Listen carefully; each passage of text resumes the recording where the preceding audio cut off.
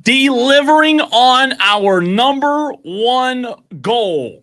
Clemson football's 99% graduation success rate in the most recent NCAA data released today once again tied the highest ever recorded among public power conference football programs in the metrics 20-year history. Ladies and gentlemen, can we please get a standing ovation, rise to your feet for the number one goal at Clemson University accomplished. If you're a student, that is the number one goal, says Clemson football in a tweet sent out today about the university's 99% graduation success rate. And again, Diesel, that's what we're going to start the show with today, as Clemson football, the official account, delivers that their number one goal is not winning football games. Their number one goal is not winning national championships. Their number one goal is not making the college football playoff. Their number one goal is to graduate higher than anyone else, and they have achieved their number one goal. Congratulations. When did Clemson become Northwestern? When did Clemson football become Duke football? Don't nobody give a rip about how many guys you graduate. I mean, I just want just enough of these dum-dums to graduate so that they can stay eligible and go win you national titles. Come on. This is the saddest, softest. Like, if I'm a Clemson fan, I'm embarrassed to see that tweet go out. I mean, like, congratulations. Good for you. Whoop-de-doo. You showed up to just enough 1,000 level classes to get your degree. But you're You're not making the college football playoff. But that's not the number one goal, says Clemson. The number one goal, says Clemson football, is to graduate higher than anyone else, and they have done that with that 99% graduation success rate. So couldn't get it all the way to 100? I mean, like, no, come on. they can't ask for perfection, Diesel. You got to get I thought what the you best can get was here. the standard. That used to be, not anymore. So the question, Diesel, is for Clemson fans out there today that are in the upstate of South Carolina, Spartanburg, Greenville, Easley, Anderson, and wherever you may be listening on the free Odyssey app. The question is, would you rather the team you pull for, not just to Clemson fans, but to any fan base, would you rather the team that you pull for have the number one graduation rate, or would you rather the team you pull for be a playoff team? That, Tolos, is the question. Welcome into Wire to Wire. You can text the show. Text your answer to the question to 71307. Start your text with the word fan. Phone lines are also open, 844-326-3663. A good question, Cole, would be, would you rather have the number one recruiting class or the number one graduation class in your conference? I believe it doesn't matter what the way you look at it, because Clemson has said in the tweet, again, if you just tuned in, the tweet said, delivering on our number one goal as Clemson football's 99% graduation success rates, the most in recent NCAA data. Look, let me start by saying I do believe that is very, very impressive. There's no doubt that when you look at graduation rates across the country, Diesel, having a 99% graduation rate is something to be very proud of. But I posed the question, would you rather have that, or would you rather be a contender? Would you rather be in the postseason? Would you rather be playing when it matters late in the year or early in the 2025 calendar year? That's the question. Diesel, there's no debating that Clemson does things the right way, but I'm simply asking the question to all fan bases out there, which would you prefer to have? I think it's a fair question. These are the type of attaboy, pat on the back superlatives that you send out after the season is over, right? Yeah. You don't send these out while the season is still going on when you know you don't have a chance to make the college football playoff. You can wave your flag about this all you want to. That's great. You also don't do it 9 days before your rivalry game. Come on. What is this? I thought we were playing football here. I agree with you. So, again, as I said a moment ago, there are so many different aspects of this conversation, and I believe there are two things to look at here. Before I give you those two things, Texter says, coming from a Gamecock fan, you guys just opened with some very clickbait hot take junk. School shouldn't matter. Congrats to Clemson. Well, Texter, if it's clickbait, why is it tweeted out by Clemson and not us? If it was clickbait, wouldn't it be the other way around? Wouldn't we be tweeting it out? Isn't that how that works? If it was clickbait, why did South Carolina follow it up with their own graduation rate numbers that they sent out? They didn't send it out as a tweet. They sent it out as an internal press release to us. I don't know why this texter, everything that comes out of our mouths or my mouth bothers the texter. I mean, yesterday this same texter was upset that I didn't know boxing and MMA. Now he's upset that we're talking about a tweet that Clemson sent out. Okay, they sent it out. We didn't. So I wouldn't really consider that clickbait, texter. Two things to look at. Our problem is, Cole, that we're not calling this guy who doesn't live in our area code, by the way. We didn't call him and ask him, what do you want us to talk about? That's right. That's exactly. We haven't made him a producer on the show. We haven't let this guy, whoever he is, because he never signs his texts, still hiding behind the anonymity of never signing your text. So there's two things to look at. Clemson does do things the right way, Diesel. As I said a minute ago, if you send your child to play football for Dabo Swinney, you will know without a shadow of a doubt that he's in good hands, right? That the player is going to be in good hands. Dabo and the staff truly do care about the players, not just as players, but as a person, Diesel, right? We know that. You and I both appreciate that. Maybe even more so than they care about winning. I do believe Dabo Swinney has a very unique approach to how he handles and runs his program. Some don't like it. Some do. But I applaud Dabo Swinney in the sense of making sure that the guys that you are shepherding are taught how to be good people and raise them up and send them out of Clemson as good human beings. Good on Dabo for that. But the other side of the coin is, do you as a fan value graduation rates? Now, I'm not talking about the fans that have kids there. I'm not talking about the fans out there who have sent their children to Clemson. And I know those are out there in the audience, Diesel. But just the everyday run-of-the-mill fan, do you care more about the graduation rates? And I'm asking this not as clickbait texter, but as a genuine question of polling our audience. Do you care more about graduation rates than you do success on the field? How do you weigh that as a fan? That's what I want to know. And you know what? If you don't like it, they tweeted it out, not us. They tweeted it out. It's very easy to find Clemson football on Twitter. You want to go give them a like? Give them an attaboy? Go for it. That's right. Diesel, by no means am I saying Clemson should care less about the students. I very much appreciate coaches that truly try to better the lives of the players. I see that on the high school level, college level, pro level. I really love that. I appreciate that. But I just don't know that that's the number one goal from the fan. Now, the fan's not out there coaching on Saturdays. Does the fan base rather care more about that? I don't think so. Well, look, I mean, people follow Clemson football Twitter to get football news. This is academic news, right? I mean, it's social media 101 to find a niche and stay inside that niche. Don't really deviate out from that, because guess what? The fans that came to you and found you because of that niche, they're going to leave you if you deviate from it too much.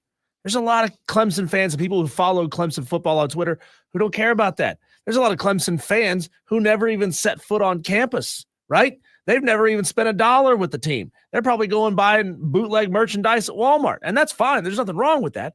I'm just saying that these fans are not necessarily always interacting directly with Clemson University. So this is not, in my mind, like, there's nothing wrong with sending this stuff out after the season is over. If you want to send it out near graduation day, and maybe that's what's coming up, man. Maybe there's the winter or the fall class graduation is coming up, so that's why they feel like it's pertinent and relevant to send that stuff out. But you send this out in May when there's nothing going on. Right now, the focus should be, how are we going to beat Citadel? How are we going to beat South Carolina in 9 days? How are we going to get better next year to make sure that we're not in this situation where we're outside of the college football playoff picture without a way to get in? Ricky says on the Facebook stream, which you can be a part of as well, we're live on Twitter, Facebook, and YouTube. Ricky says every athlete should graduate because all that money doesn't last forever, or don't last forever, but education will.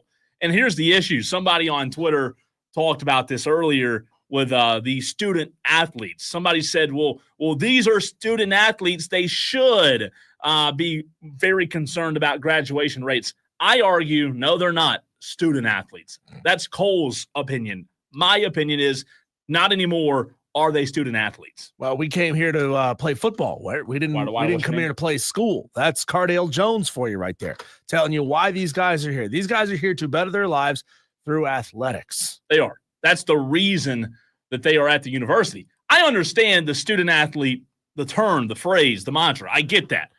And for some, Diesel, for some people out there, that it is true. It is applicable. However, for a lot of students out there, it's not. For a lot of kids, you said it, they come to play football. And football gives them a platform to provide for their family one day, right? If they go to the NFL, make life-changing money, that's why they're there. That degree is not going to earn you a $80 million contract one day. I'm sorry. I know you can make a lot of money as an engineer, but it won't. Texter says, I hope Musk takes their account down after I reported them for being clowns. Good one. Jeff R says, do you think that was a coach that tweeted that? Yeah, it was Dabo. Just a social media person they hired. We know a coach didn't tweet that. There's probably a chance when you're talking about big accounts. And how many Twitter followers does Clemson football have?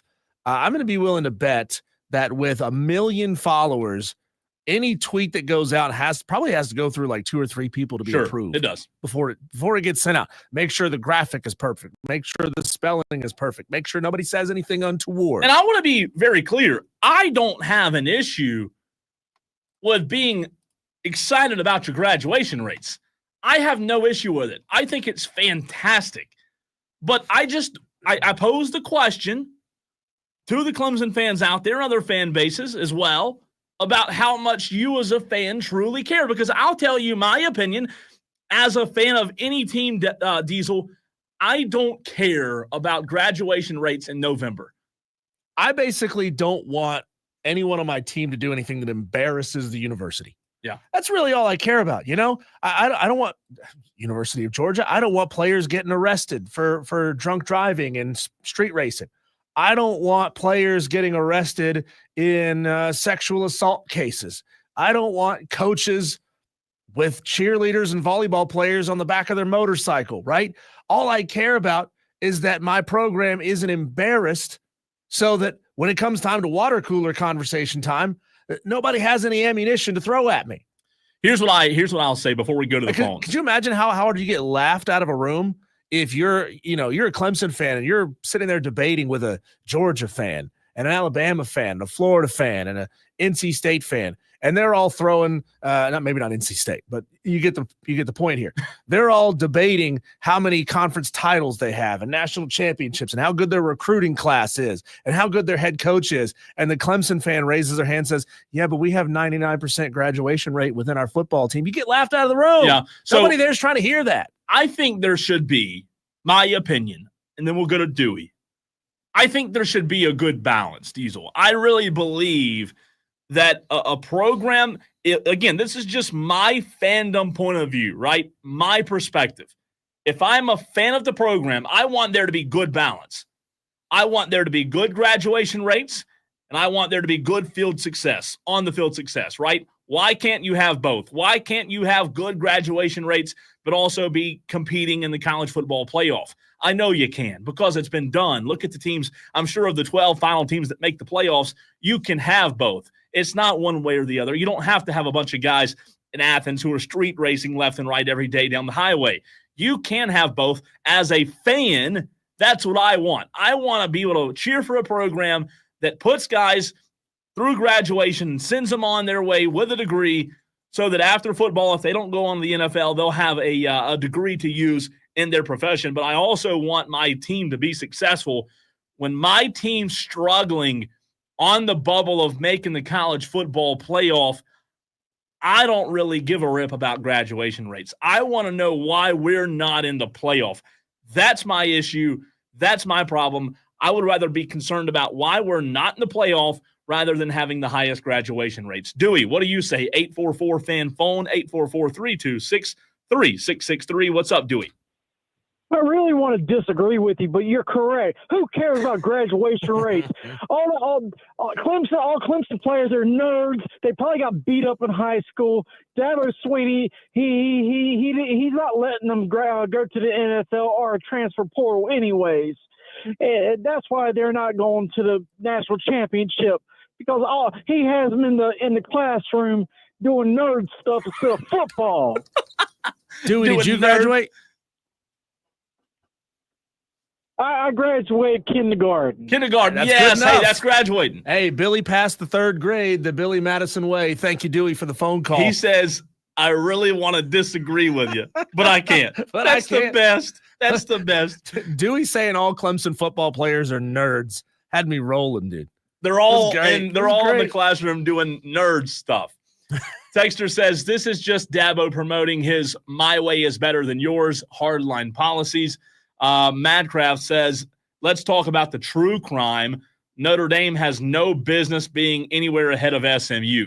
Well, ooh. Madcraft, you're a smart, astute fellow. Hold that thought. I was going to say, I think we're coming to that down the road, aren't we? I think we are, Madcraft. So you'll be pleased, Matt. So we're I know you were in the collab session. You were in the pre-show meeting when we were going through our rundown of what we're going to talk about. So just don't spoil it for the rest of the audience in terms of what the other segments are, Matt Kraft. But appreciate you being on the stream. Good to see Brian Pettit in the stream as well.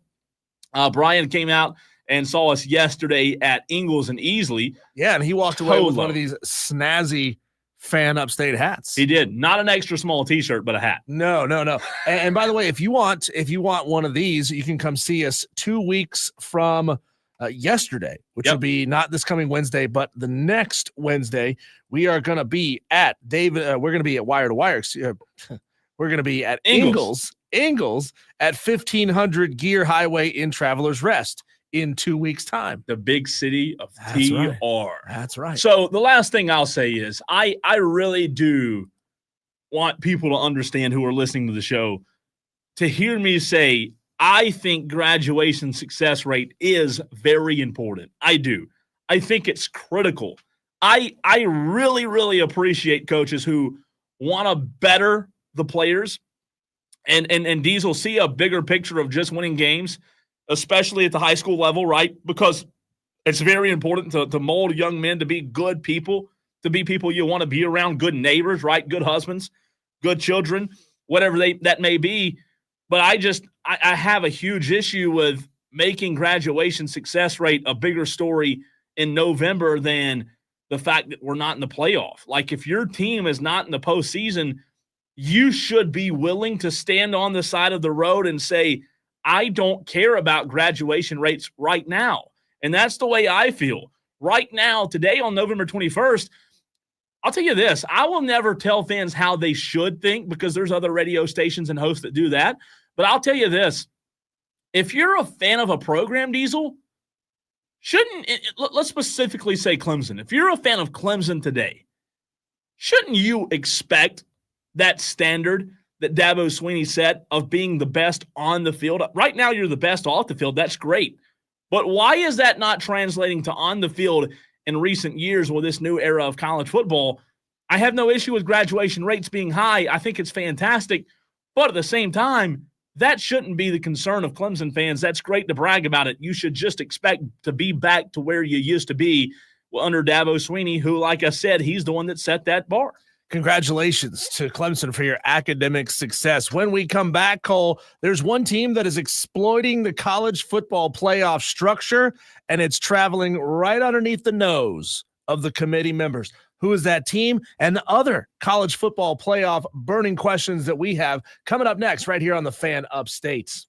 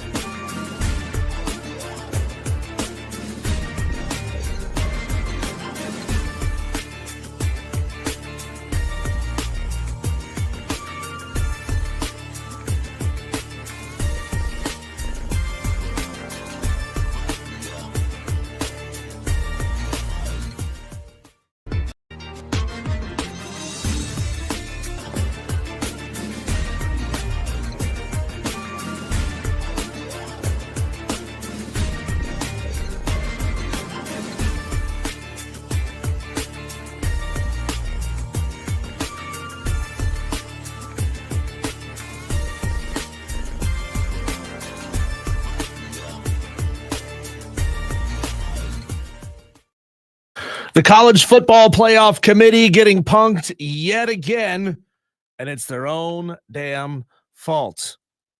Notre Dame, Cole, has only played 8 Power 4 games this season. Notre Dame got beat in one of their non-Power 4 games this season. Mm-hmm. Yet they're number 6 and will probably move up to at least number 5, maybe higher, considering Indiana probably going to get beat pretty badly by Ohio State this weekend. But the committee has basically just said, no conference, no problem, Notre Dame. Like for years, people have been trying to get Notre Dame to jump into a conference, finally make the plunge, get in there, standardize your schedule just a little bit, Notre Dame. Oh, they're in the ACC, I thought, right? Well, half in, half out. I mean, I wouldn't want to. I'd want to be half out of the ACC right now too. But Cole, they played NIU. That's a tough team.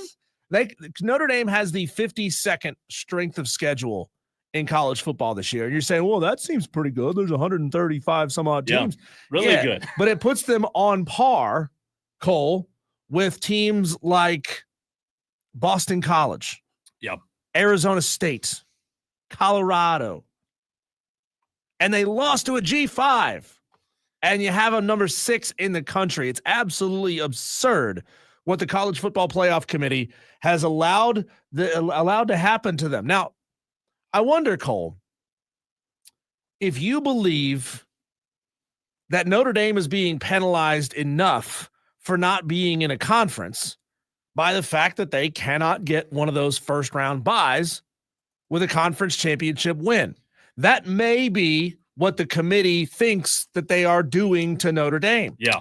You don't get that first round bye. Well, first of all, they don't have to play in a conference championship game. So they already get an automatic bye every year. Actually, I think it might penalize them more by allowing them to get a bye and then making them sit for an extra week. So it's interesting. So 2 weeks of sitting. Yeah, it's interesting with Notre Dame because, as I said yesterday, Diesel, to answer your question, if that's the committee's motive, it's a terrible motive because I go back to what I said yesterday.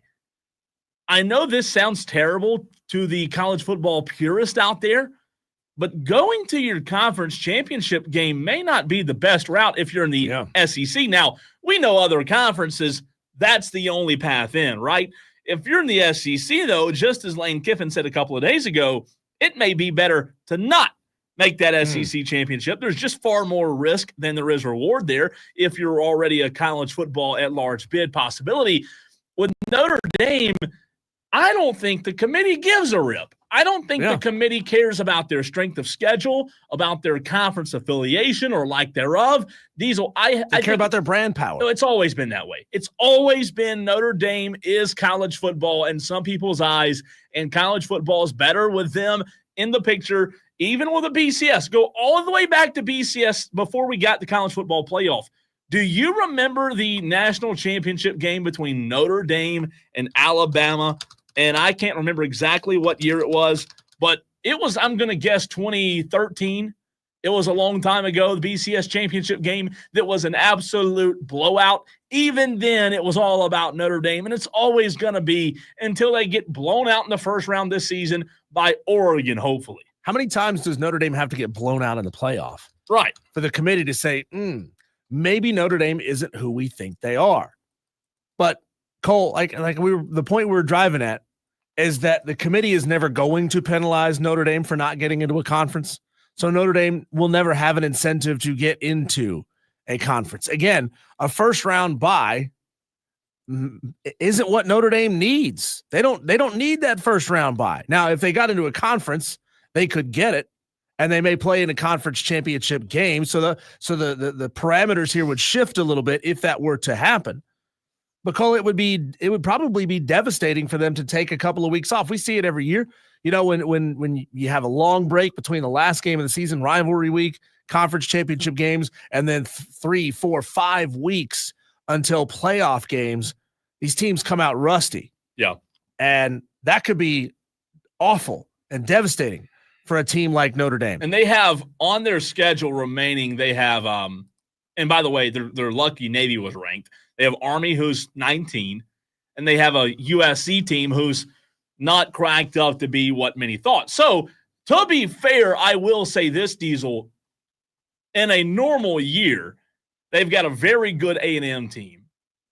They've got a very good USC team. But they don't play A&M every year. That's true. And a Florida State team that should be better. They won that game 52-3. Credit to them. They did add a home-and-home series with Texas.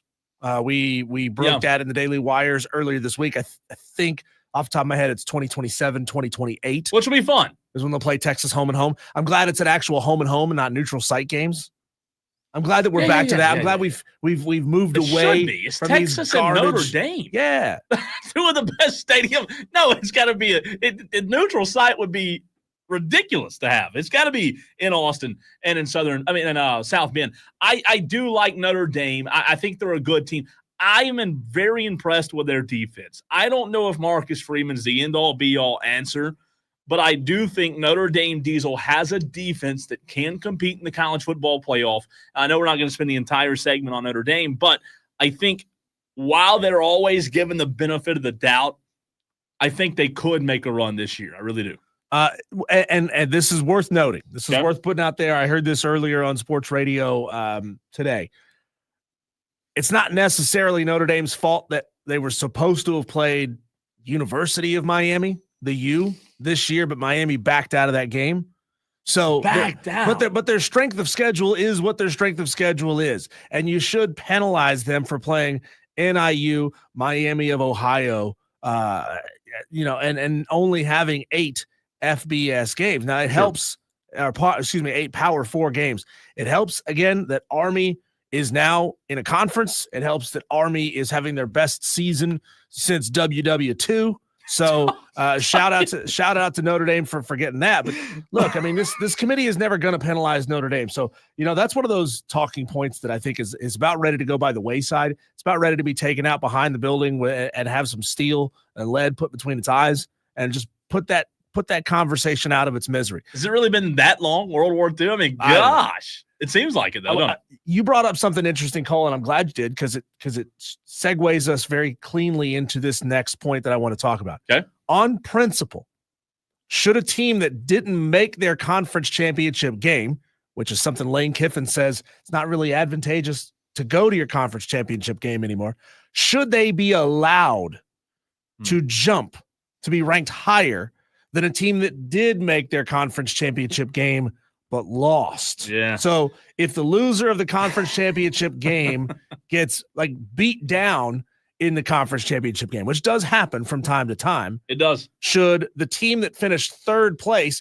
even if they have the same regular season record, because there's a logjam in the SEC, there is of 2 lost teams and potential for 4 or 5 2-loss teams in the SEC this year, should they be allowed to jump the team that made the conference championship game?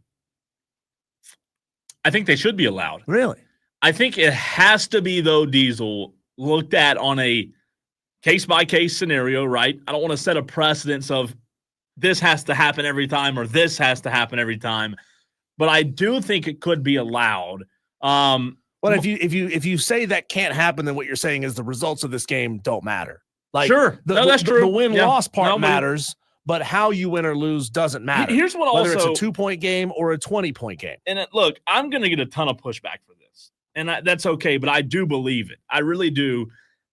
What you have to allow is, and I know 99% of fans don't agree with Florida State getting left out last year, but you can't set too much precedent, Diesel, and too many bylaws that if a Jordan Travis does go down, you can't accommodate, you can't take it case by case.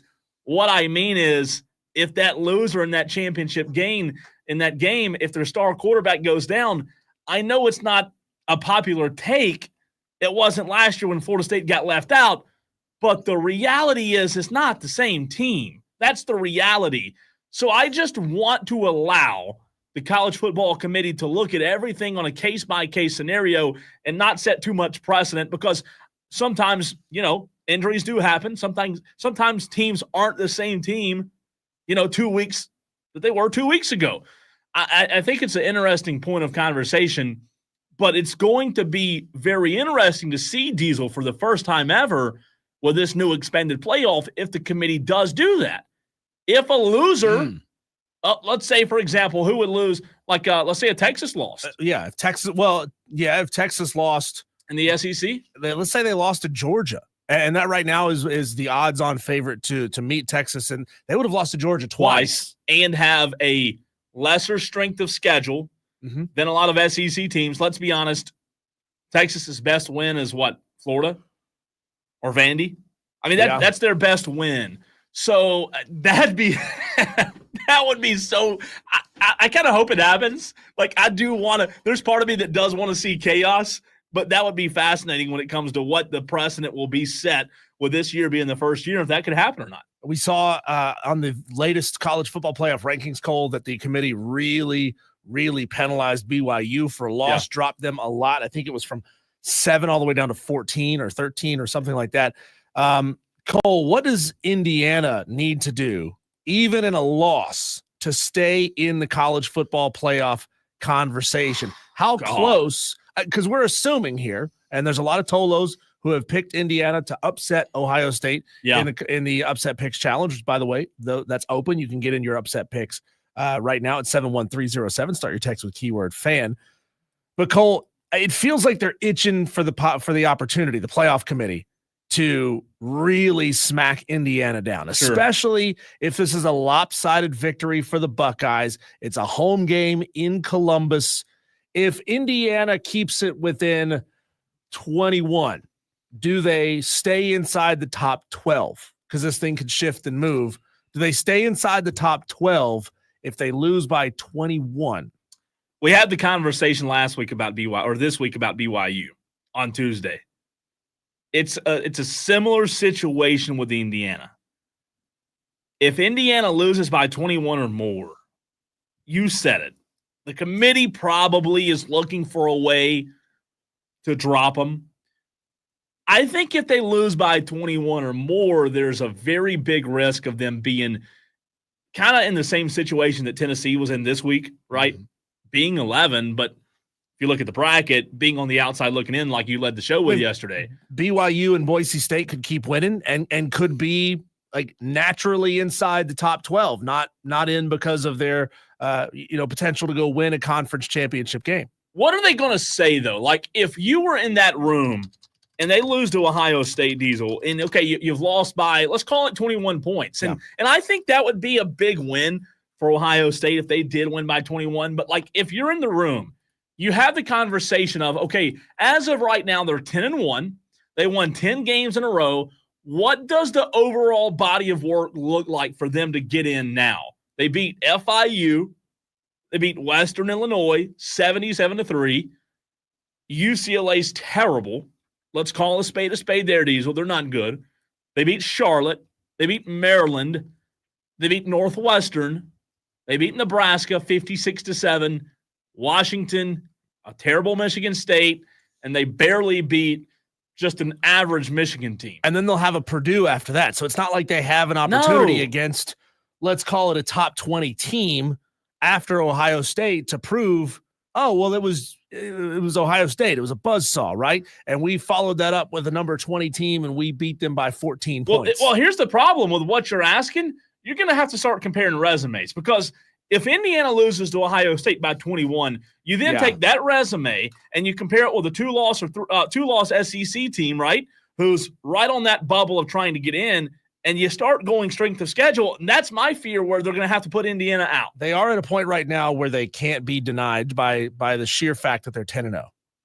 But they can be denied if they lose by 21 plus on the road at Ohio State. If they keep it within 14, I think it makes it really tough. It makes it really tough. I agree. To make that decision. Because Ohio State, by the way, who are they beating by 14 points or more? Who's that, Ohio State? Yeah, Purdue, Ohio State, Michigan State. In the Big Ten, okay? Yeah. I don't care what they did against Marshall or Western Michigan, okay? Yeah. They blew out a bad Michigan State. They're not They good. blew out a bad Iowa. They barely got by an unranked Nebraska. Okay, football team, but not great, okay? They blew out Purdue. They hadn't played Michigan yet, right? They hadn't played Michigan. Northwestern, Purdue, they won by 7 at Penn State. And Penn State played awful in that game, by the way. I know you're still seething over that one. I am. I'll tell you what's an interesting conversation is, and I know we got to run, but let's say Indiana loses by a touchdown on Saturday. I think they're still inside the top 12. Okay, then with that being said, let's fast forward a week, and let's say Ohio State struggles against Michigan. All of a sudden, what does that do? Like, if you're Indiana, not only is this week important, I don't like penalizing Indiana for the assumption here of what happens against Michigan for Ohio State. I know, but it's just like how they're viewed. It's how the perception of now, if they go boat race Michigan and you only lose by 3 points or a touchdown, maybe you are. Maybe you're still in. Texter says, how does a one-loss Indiana team that lost to only Ohio State get left out and the one-loss Notre Dame is in with a loss to NIU? Both should be out. It's a fair conversation, right? Notre Dame's overall strength of schedule is considerably better. It's not elite, okay, but it's considerably better than Indiana's. So that's where that argument comes in. Cole, last question for you here, and I'm going to keep it with the Buckeyes. Before the season started, Ohio State's AD revealed that they spent $21 million in NIL, confirmed it, by the way. He could have denied it and said, no way we would spend $21 million. But he confirmed it. If they've spent $21 million and Ohio State doesn't win the national championship, I don't care what the pundits outside of Columbus say, but will the fans of the Scarlet and Gray call for Ryan Day's job? Will they? Because they're already at his throat. They right? wanted his job when he couldn't beat Jim Harbaugh. That's an impossible job. That's an impossible fan base to satisfy. I mean, that fan base is on par. Now, they haven't won anything in a while, but they are on par with the expectations of Alabama. The expectation at Alabama and Georgia is you better win at least 1 out of every 5. Sure. Probably 2 out of 5, or your ass is gone. Well, we don't care if you get to the national championship game or to the semifinals. You got to win the whole thing or you're gone. Well, that should be their expectation. It really should be, because they've set that standard. Now, JB asked a fascinating question on the YouTube stream. He says, if Ohio State loses to Indiana and beats Michigan, they'll have 2 losses. Will they get left out? Holy freaking crap. That's a fascinating question. Oh, my God. If you want to look squarely just at the number that's in the loss column, you'd have to say yes. But at the same time, Ohio State's a good football team. They're a quality football team. So now we're having the debate all over again. Does resume matter? At some point, wins and losses have to matter. I'll tell you what I think to answer that question. I think they would get left out. And I'll tell you why. Could you imagine falling from 2 to out in 2 weeks? One word: timing.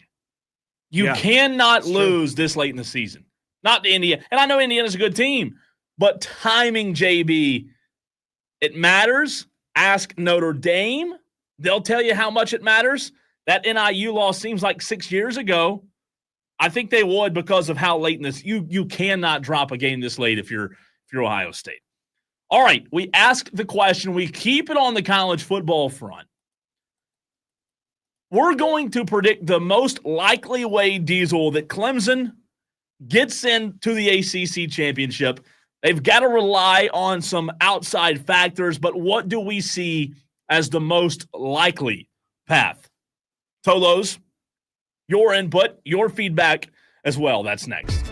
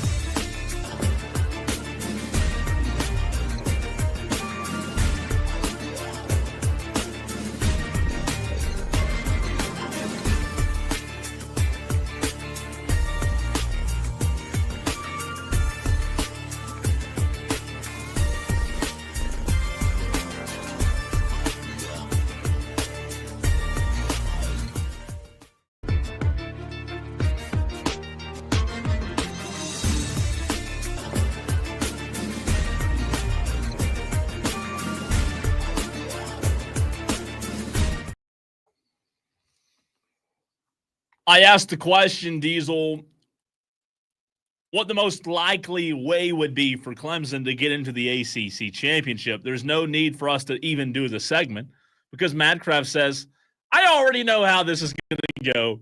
You're both just going to pick one of Miami's remaining games because we've been suspect. Well, have you been suspect, Madcraft? You answer that without us answering it. Have you or have you not, Hurricanes, been suspect? You answer it. What do you think? I think you have. But, Diesel, Clemson needs SMU to lose both games on their schedule. Clemson needs Miami to lose one of their remaining two. Losing 2 games in a row for SMU to Virginia and Cal is going to be tough in my mind. The other hand is, let's just play probability. I was never good at probability in school, but just talking about statistically speaking, your best path's got to be for Miami to lose to Wake Forest or Syracuse, right? Because you don't have to rely on them to lose back-to-back weeks, and that's a tall task to ask for. So if you're looking at the 2 games, Wake, and yes, sorry, Madcraft, I'm going to go to Miami. If you're looking at Wake and Syracuse, if you were a Clemson fan today, would you feel any level of confidence that your team somehow, some way can backdoor their way into the ACC title game? Not a ton. Not a ton. I mean, look, you could get lucky. It could happen. It could happen, but I don't feel good about it. And anyway, so maybe that's why. Look, we started the show by bashing Clemson football's account for tweeting about their graduation rates. I said maybe they should do it when their season is over.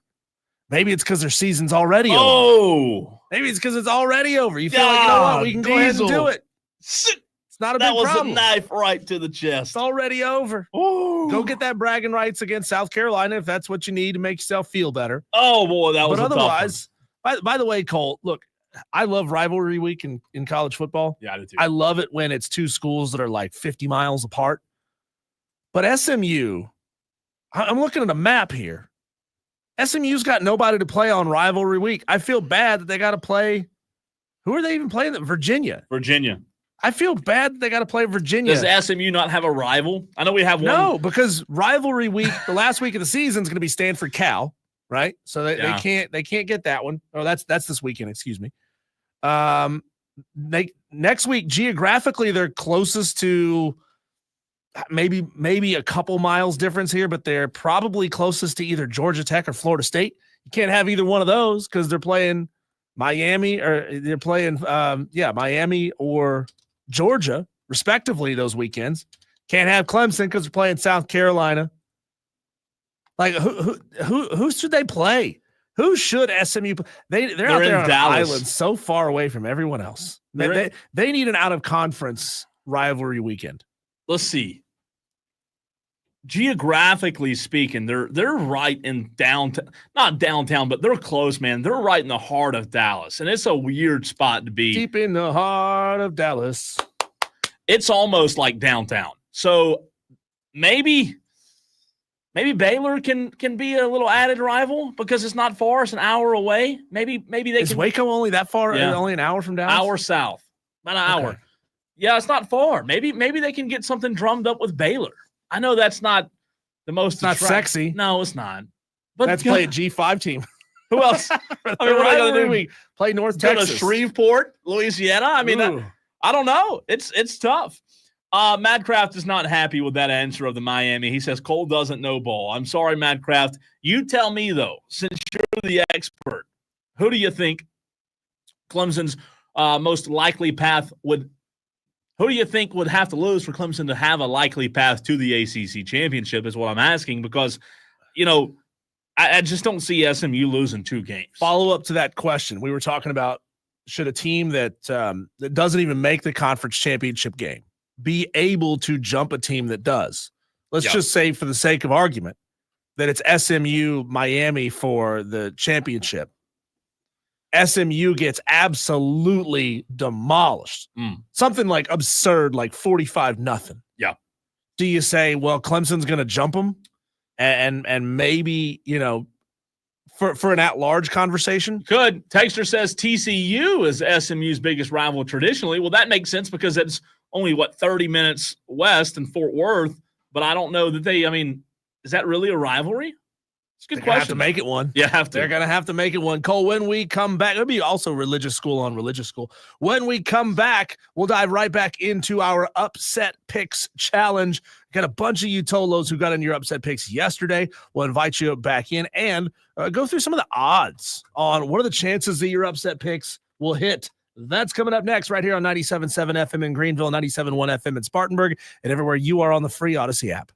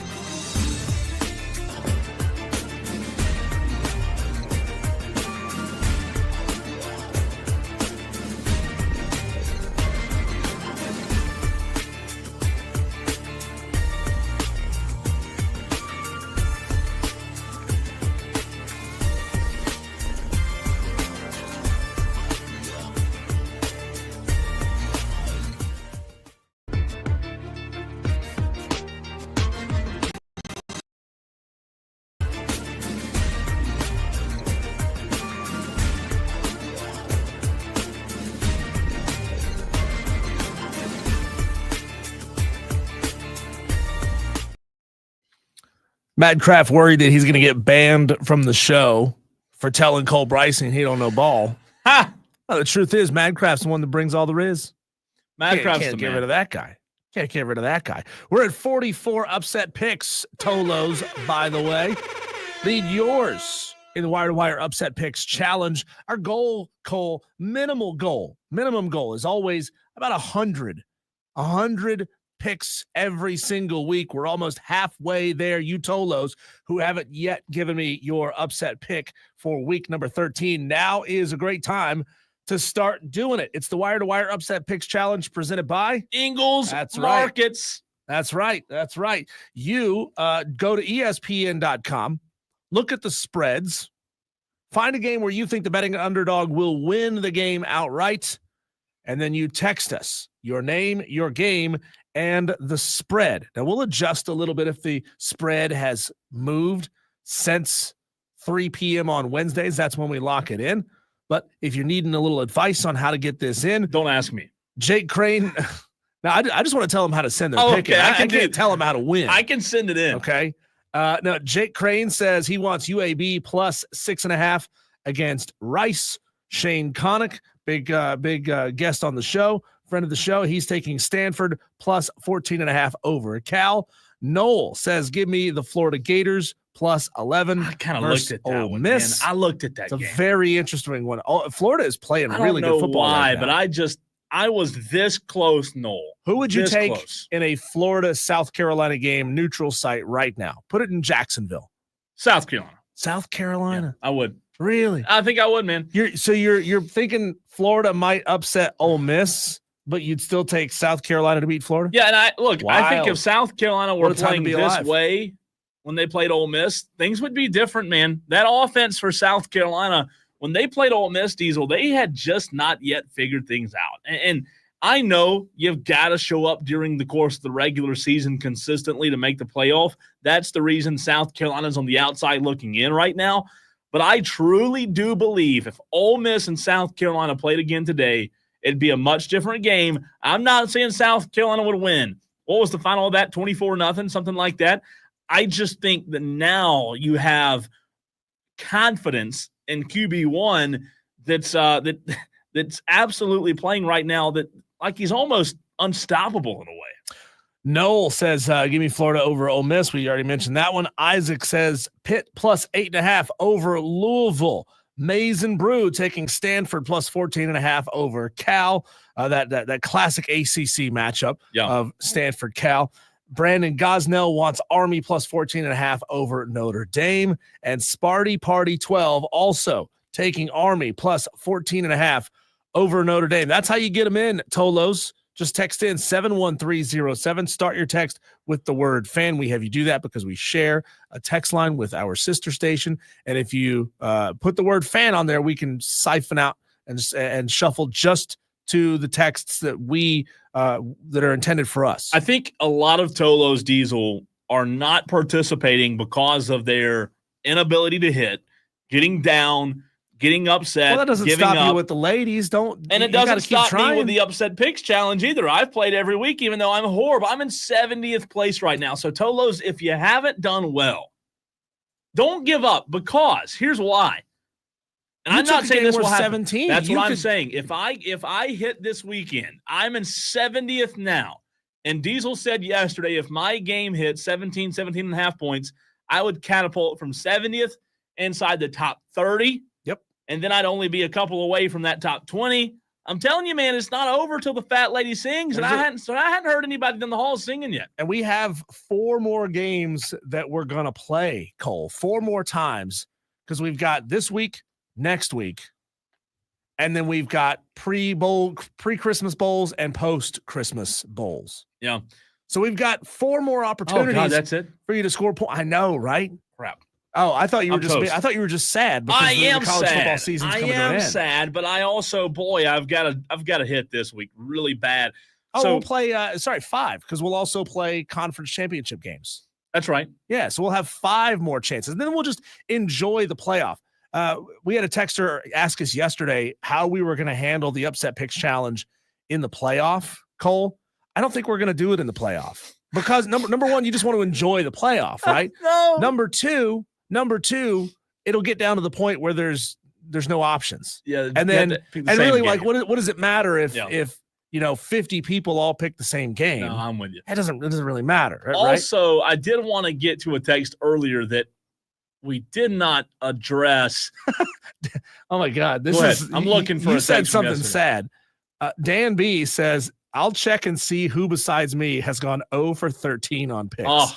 Dan B, again, the wonderful, wonderful Tolo who helps us keep track and organize all of the points. He's a machine. I think Dan B has made a grand total of like 2 mistakes all season, which is absurd. Pretty good. It's pretty good. Yeah. I mean, if SEC officials only had that kind of an accuracy rating, but he's phenomenal at managing the challenge, truly awful at picking in the challenge. I did want to get to this text from Bubba Brooks 86. Bubba asked earlier in the show, should there be a limit on the number of teams allowed from a single conference in the college football playoff to ensure greater diversity, or does that risk excluding the best teams? Bubba Brooks, that was a topic in the 5 o'clock fight yesterday. Mm-hmm. If you missed it, obviously you can go back and listen anytime on our podcast, the Odyssey app. But Diesel and I did talk about that, and I said no. I said, Bubba, I didn't want there to be a cap just in terms of setting precedent. Again, going back to that, I don't want a precedent set that's going to impact future situations and not being able to handle things on a case-by-case scenario. So I'm opposed to it. So here's something I truly believe, and we're getting off topic here. Here's something I truly believe is that it's the team that's upset, like the Tennessee, if the bracket were to come down this week. It's the Tennessee fans of the world, and it would be the teams just on the outside of there, especially if they're from the SEC. Those are the ones who are going to scream the loudest about getting left out of the college football playoff, because they'll say something like, and I'm just envisioning a scenario where Tennessee's out, but Indiana is in. Yeah. How dare you? How dare you leave us out and you put Indiana in? We're way better than them. Yeah. That's why the playoff will expand. Now, most people will say till they're blue in the face, we don't want more playoff expansion. It's going to happen. We don't want that. But you're going to be the reason that it expands, because you'll be the most butthurt when your team doesn't get in. It's going to happen. And then you'll say, well, damn it, we need to expand. Damn it, we need to change the rules. We need to keep tweaking this. We need to keep changing this to engineer a scenario where it's foolproof that we are in this thing. And then guess what? Life will find a way. As Jeff Goldblum from Jurassic Park said, life finds a way. Chaos will happen. And eventually, and it's wild to me that it happened in the very first year of this 12-team playoff, eventually something crazy will happen that bursts that bubble, that narrative in your mind, and you're going to yell the loudest to say, we got to expand this thing again or change the rules so this can't happen. Guess what? You cannot engineer the result that you want. Yeah. I think it's very interesting. And again, we'll get back to that conversation as the weeks get closer and closer to the final rankings. With my upset pick, I picked the game, Diesel, tomorrow night. Temple is at UTSA in the big city of San Antonio. Temple, San Antonio, UTSA is a 16.5-point favorite. I picked Temple, who's 2-4 in the American, to pull the upset tomorrow night at 7 o'clock. Your upset pick was? My upset pick was UConn over Syracuse. Yeah, I don't hate that. Let me go back and see how many points that was worth as of yesterday. 10.5 points. Here's the problem. I may have picked Temple a week too late, Diesel. Last week, Temple was an overtime winner over Florida Atlantic, but the school turned around and fired their head coach the next day. So how does that have repercussions on the players, right? My upset pick as they begin to consider whether they're going to stay or whether they're going to leave.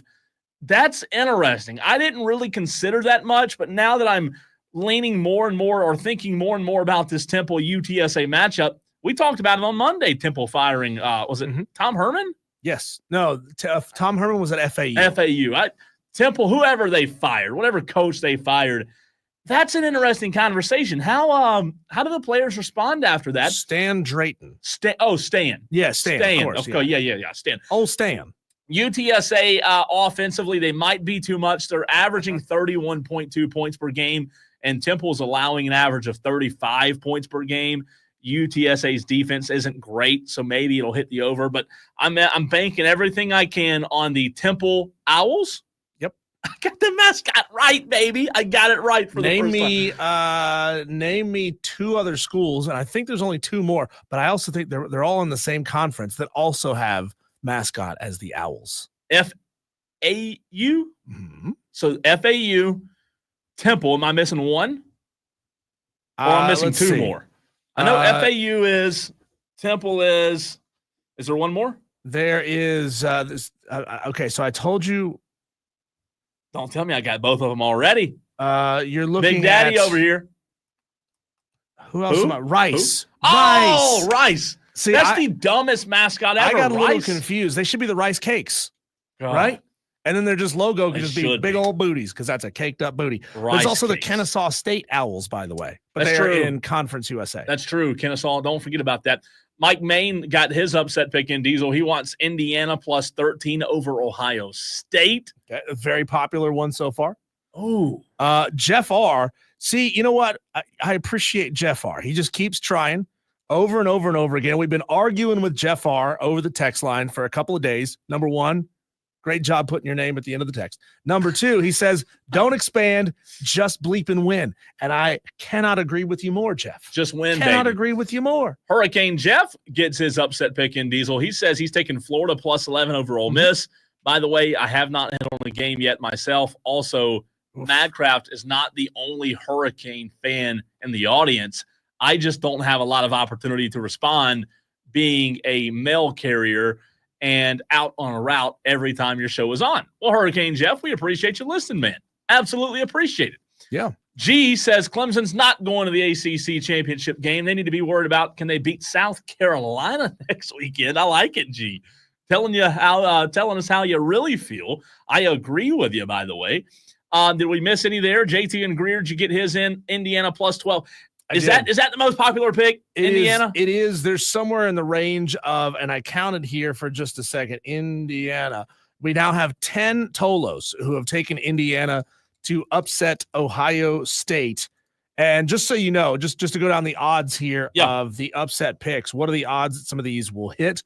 Well, Cole, I have taken, as far as I know, at least that this has been a popular pick in this challenge, I've taken a game that has the highest odds, the highest matchup predictor odds for UConn to upset Syracuse. There's a 31 1/3 chance for that to happen. Chance for that to happen. So there's 6 or 7 of us taking that one. Ohio State has a 26.5% chance to lose to Indiana. So far, 10 Tolos. Say that again, Diesel. 26.5%. 1 out of 4. 1 out of 4 shot that Indiana gets it done. Like, those are pretty good odds. Yeah, those are pretty good odds. 25% chance that Minnesota upsets Penn State. 24% chance, and this is by virtue of them just losing 3 in a row. Pitt upsets Louisville. I mean, you would think Pitt is a better football team, but I think that kind of their bubble is burst. And man, how tragic would that be for them to start? What do they start? 6-0, 7-0? They're undefeated. For them to lose. I think Louisville wins that game. Yeah. I think Louisville wins. 23% chance for NC State to upset Georgia Tech. That game is tonight, right? Yes. Yep. Yes, we saw. What were they doing on the every Thursday? I've noticed chowing down. They do like a Sports Center hit at the Thursday night college football. Last week was it ECU? Maybe it was ECU last Thursday, but they had Tim Beck at Coastal was chugging beers on this very show. But what is there to do in Atlanta? I mean, you got to go to the put on bulletproof vest and eat cheeseburgers from the varsity. Ride the MARTA, right? I mean, what do you do? So Georgia Tech, who tonight? Georgia Tech, NC State. Remember, Grayson McCall-less NC State because he retired from football. How many? Too many bell rings. How many Tolos have picked that one? Oh, how many Tolos? I'm putting you on the spot there. The reason I say that is I haven't seen a lot of those come through. NC State at Georgia Tech tonight. Three Tolos have taken that one. That would have been Bubba Brooks, Pac Fan Shuff, and John Dog have all taken that one. And that's worth 8.5 points. Mm-hmm. Georgia Tech's favored. I don't know, man. I'll tell you this. I think that 8.5 might be too many. I really do. NC State might come. It's what, 2 500 teams? Oh, no, sorry. Georgia Tech's 6-4. NC State's 5-5. Yeah, big difference. Don't get them bastions of quality. Hey, I'm sure their graduation rates are real high. At Georgia Tech or both? Georgia Tech. Georgia Tech's, but there's no way they're higher than Clemson's, is there? No, you can't beat 99%. There's no way. Georgia I'd Tech, call you a liar if you said breaking it was 100%. News, Georgia Tech has just filed a lawsuit against Clemson for their graduation rates. I'm kidding. But how do you get higher graduation rates than Georgia Tech and Duke? I mean, that's something to be proud of. Now you're considered the academic school, and Clemson and Dabo can now use that excuse of, hey, we're not winning because we only accept the highest academic. It's because our standards are too high. That's what it the is. thing. Our standards we have just figured it out. Can't compete with the Georgia Techs of the world. Mike Main gets his in. I think you said this already. Give me Indiana plus 13 over Ohio State. You know what, man? That game fascinates me this weekend more than any other game. Yeah. Indiana, Ohio State. What time is that game? That game is noon. 12 o'clock. So we're going to find out. We're going to know probably sometime around 12:35. That conversation is going to be settled. If they can hang? If they can hang. Ooh. Or we'll know that it's over.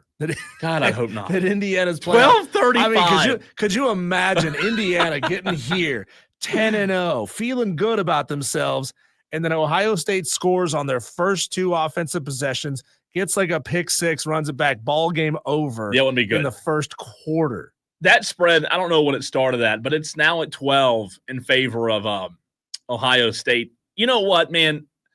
Indiana, you give them all the credit in the world for what they've done. I think Kelly Ford mentioned it yesterday. They're 10-0 Diesel, and I said this last week. The previous 3 seasons, they won 3 games. So we're talking a total of 9 combined wins for Indiana in the past 3 seasons. So you have to give them a ton of credit. And maybe Kurt Cignetti's like the next guy because of what he's done so quickly at two good programs. Yeah.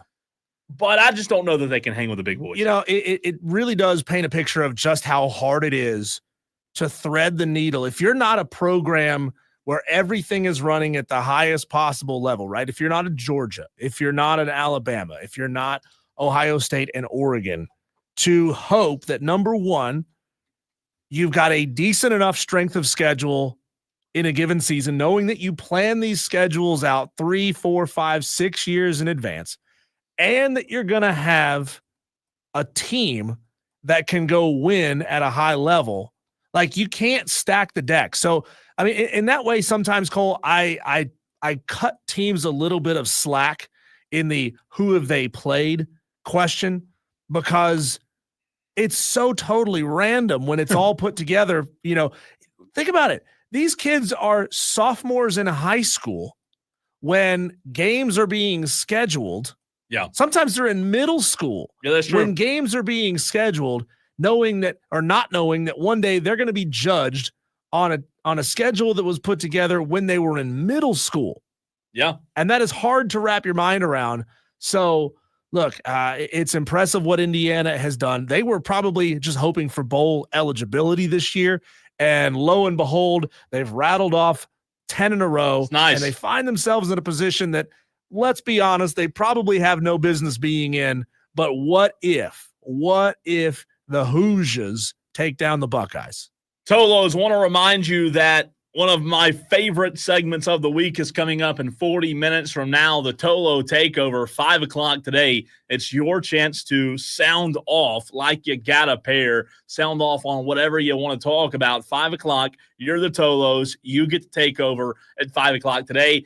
Our high school coaches spotlight, though, is next in the very next segment. Stay tuned to see who this week's spotlight is on.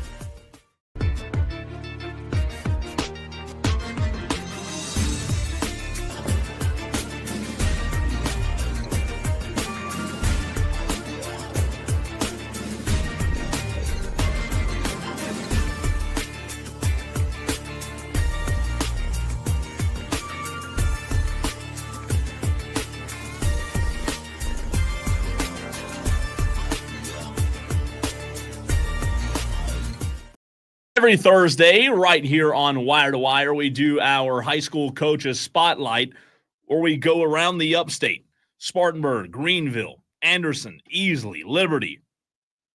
You name it, we go there and bring on a different high school coach. It's the high school coaches spotlight, and this week we are keeping it local once again as we bring on Gray Ramsey, the head football coach of MVP Mountain View Prep. Coach, how are you, man? Good. I'm doing well. How are you guys? Doing fantastic. Appreciate you hopping on with us. Talk about, I just want you to catch your breath for a second, Coach, and step back, take a look back at the first inaugural season, if you will, of MVP football, and just take a breath and look back on what has been a very historic season for you guys at Mountain View Prep. Have you had a chance to do that yet, or are you just focused on the next game? Yeah, I think it's been at times it feels like a whirlwind. You know, you're kind of in the midst of this playoff run, so you know you always have a chance to. I think we pause and reflect every week to try to figure out what we need to do a better job of as we're continuing on in our season. I think, but from an overall perspective, I don't know necessarily if it's hit me enough yet to look back at some of the things that we've been able to accomplish. It's just been so fast. You know, we got our limited time. We obviously got together towards the end of the summer, and you know, we got a brief fall period together, fall camp, and then we've hit the ground running. So I've just been really proud of our staff and really proud of our guys and our players for all the hard work they put in. I don't necessarily know if we thought we would have this type of success this early, but it's been a great ride for us so far, and it's been fun to see the adjustments and the growth from everybody that's been involved in this process. You know, just starting a school in general has been really tough, and a lot of challenges that have been put forth, but we've done a good job, and we continue to have some success on Friday nights, and just really grateful for the opportunity that we have here. Coach, didn't know you'd have this type of success. You know, I'm no mathematician here, and I'm kind of doing this in my head on the fly, but I think you've had exactly one game that has been within 21 points as the final score. I know you won a couple of games by exactly 21, but only one game, that was the game at Chapman, where you won by fewer than 21 points. What game would you say, and coaches will probably answer this question in a myriad of different ways, that you're most proud of, and why? Well, I think you look down the season, I think there's been a couple of times where we get into a new situation. There's been some times really early on in the season. We had a game at Crescent. We were down 21-7 at halftime. That was really our first opportunity to have some adversity in our program and to kind of see the reactions of our players and to really pull forward in the halftime adjustments and really went into the locker room at that point in time. And you could see with a new group, there were frustrations. And I think there was some surprise to that based on some of the early success they had. But for me, just stayed calm and said, you know, we believe in what we're doing. We believe in this process. We didn't play well. And we came in, I think we won the second half 41-0. In the second half, to just see that kind of growth. So we kind of used that as a reference point along the way.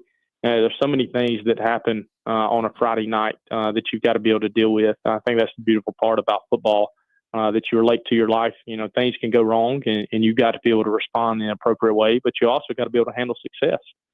You've got to be able to understand that it takes a lot to beat really good football teams, that you've got to play a complete game, and no matter if it's something goes wrong or if you're having some success early, that you've got to continue along that process and be confident in what you've done to prepare to be in that situation. So we've done a good job through there, but it's always nice as a coach, I think, when your kids overcome a little bit of adversity and they're able to come outside on the other side of it with a positive experience rather than a negative experience. We're talking to Gray Ramsey, the head football coach of MVP, first season at Mountain View Prep. You mentioned the difficulties in starting a football program. You are also the AD.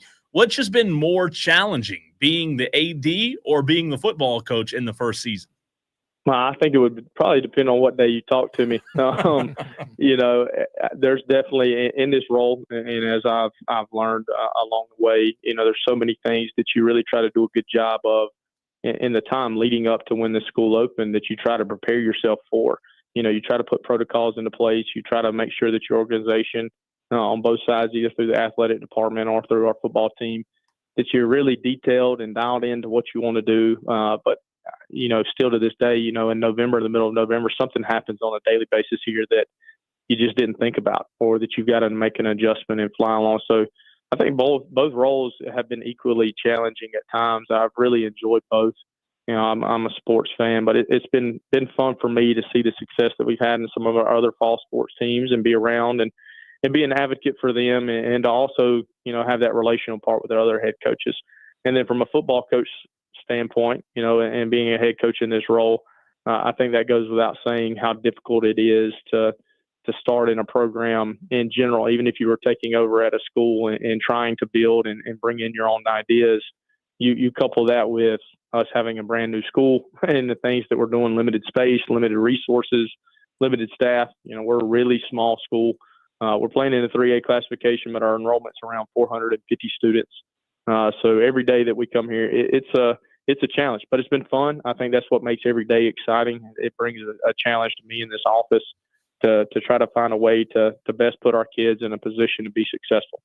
Coach, can you elaborate on, you were talking about the other fall sports that have had success. Can you go a little deeper on that and tell us how each of these sports is doing?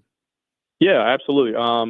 So I don't know if it's our girls golf team. They won the state championship this past month. So that was our first state championship in school history. Our girls golf team was able to win the state championship. Our volleyball team had a really, really great season. They finished second in our region in their first inaugural season. They lost to Chapman in our region championship game. Chapman went on to play in the upper state championship. So our volleyball team, which didn't have any seniors on it, had a really, really good year in their first year. Today, currently, still waiting on an update. Our girls cross country team qualified for the state championship. So they're running today. And then you go down the line as we keep going. Who am I forgetting? Let's see here. Volleyball, football, cross country, and girls golf. So we've had a great start to our school year and how successful these teams have been, and they're getting to lay the foundation. I think what's unique for us is our school is 7 through 12, all under one roof. So when we talk about that total enrollment of 450 kids, that includes 7th and 8th grade too. So it's been fun for us to kind of see these 7th and 8th graders that I get to interact with on a daily basis. And, they're getting to see some success early, and it's been fun for the older kids that are here to kind of lay that foundation of what we expect from a student athlete here. So it's been really fun for me. It's a different type of school environment than I've ever been a part of.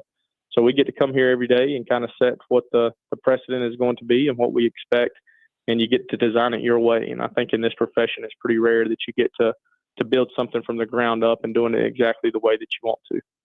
Coach, when you look at the schedule, Diesel mentioned some of the close games as well as some of the games that were not so close. When you're preparing for the playoffs, the challenge is going to get tougher and tougher. How do you balance the games that were blowouts versus the games that were really close and using those games to pull data, info from when you're game planning and trying to get better on things for the postseason? Yeah, I think we were probably in an advantage this year in trying to find a way to utilize everything that we went through because it was so new to us. There were times where you could point to certain things that happened in a game and grow from it because we've never done it before. We've never been through it, and that we needed to go through those experiences, whether it was holding on to a big lead and making sure that you still, played well in the second half, to finding out how to balance depth charts, to finding out how to get people playing time and get them prepared. In high school football, your roster sizes are limited. Any chance that you get to build that depth and get people playing time, we went through those. What does it look like when an injury occurs? How do we handle substitution packages when people are hurt? From what time do you get there on a bus trip? What does your pregame look like? What does anything and everything that you can think of that goes into being a successful football team? We had to go through that first this year at some point, and through 3 months' time now, we've made a lot of changes to what it looked like back in August. I think we've been prepared. It's been nice. I think you definitely grow more from the close games that you're in. We were, the benefit of playing in a really good region, I thought, that's prepared us. We had a really good game with Woodruff. We had a good game with Chapman, and you look down the road, Woodruff's on the other side of the bracket, which would not surprise me if they were able to make it outside of that bracket, and we see them again in the upper state championship game. So, we went through times where we've learned through handling success, and then we went through times where we've had to learn how to handle some adversity. So they've been as equally as important this first year because we needed everything. We grow so much on a day-to-day basis. Every day that we get to spend together, I think our program grows in the right direction.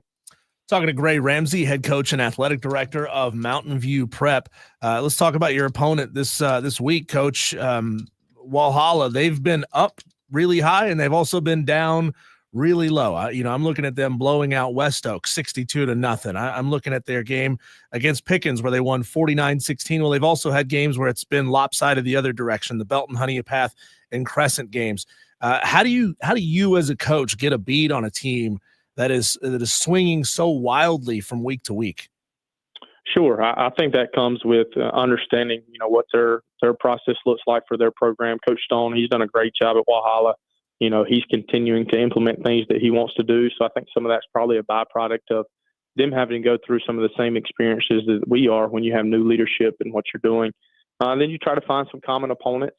Last week, obviously, they played St. Joe's, which we had the opportunity to play early on in the season. So you get kind of some similar looks, and you try to use that to get a gauge on where they're at. But they've done a really good job. And we also know that their environment, their community, their support that they have, they're really excited. I think I saw a stat the other day, possibly posted on their Twitter account. I think this was their first playoff win since like 1995. Yeah.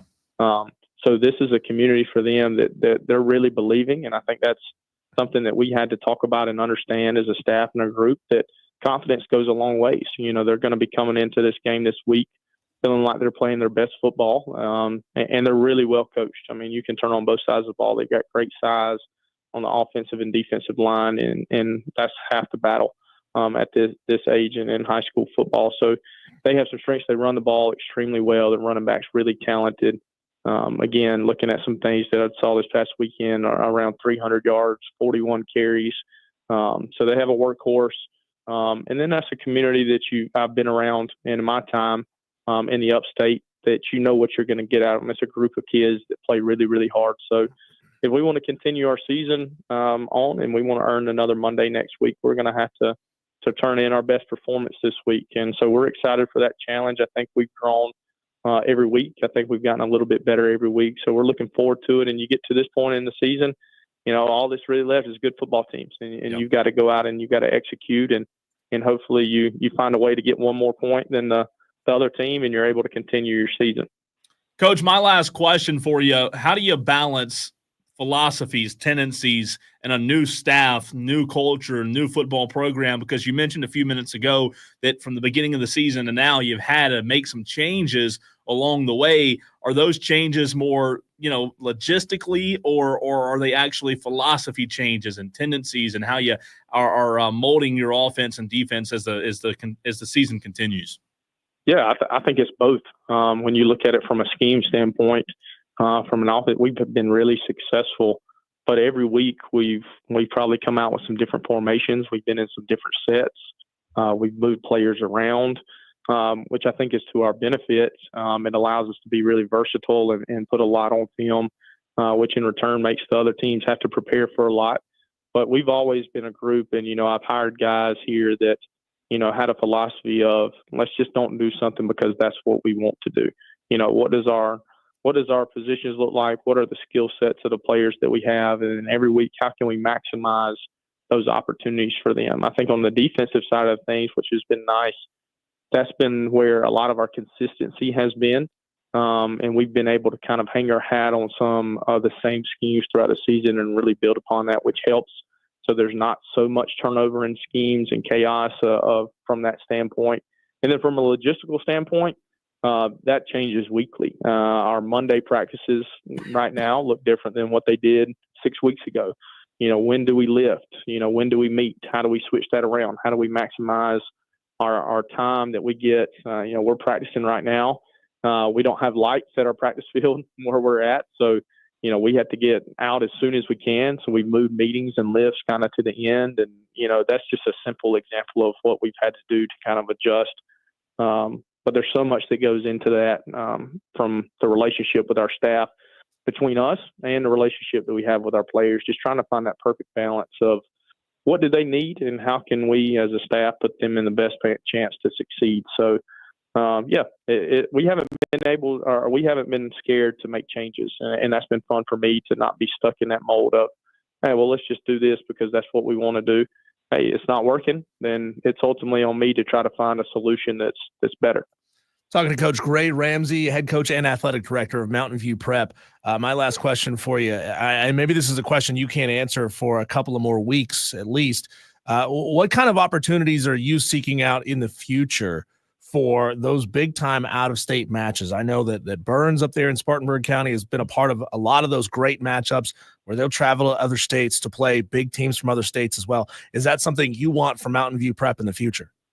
Yeah, absolutely. I think, when I took this job, I think that, the opportunities here are endless. I hope as we grow and our enrollment grows, and if we're able to continue along that path of being successful, that we would love to play in those games. I've been very fortunate in my time in the past few years in Spartanburg to kind of play some of those out-of-state games, and it's a really great experience for our kids. And then I think they grow from playing great competition.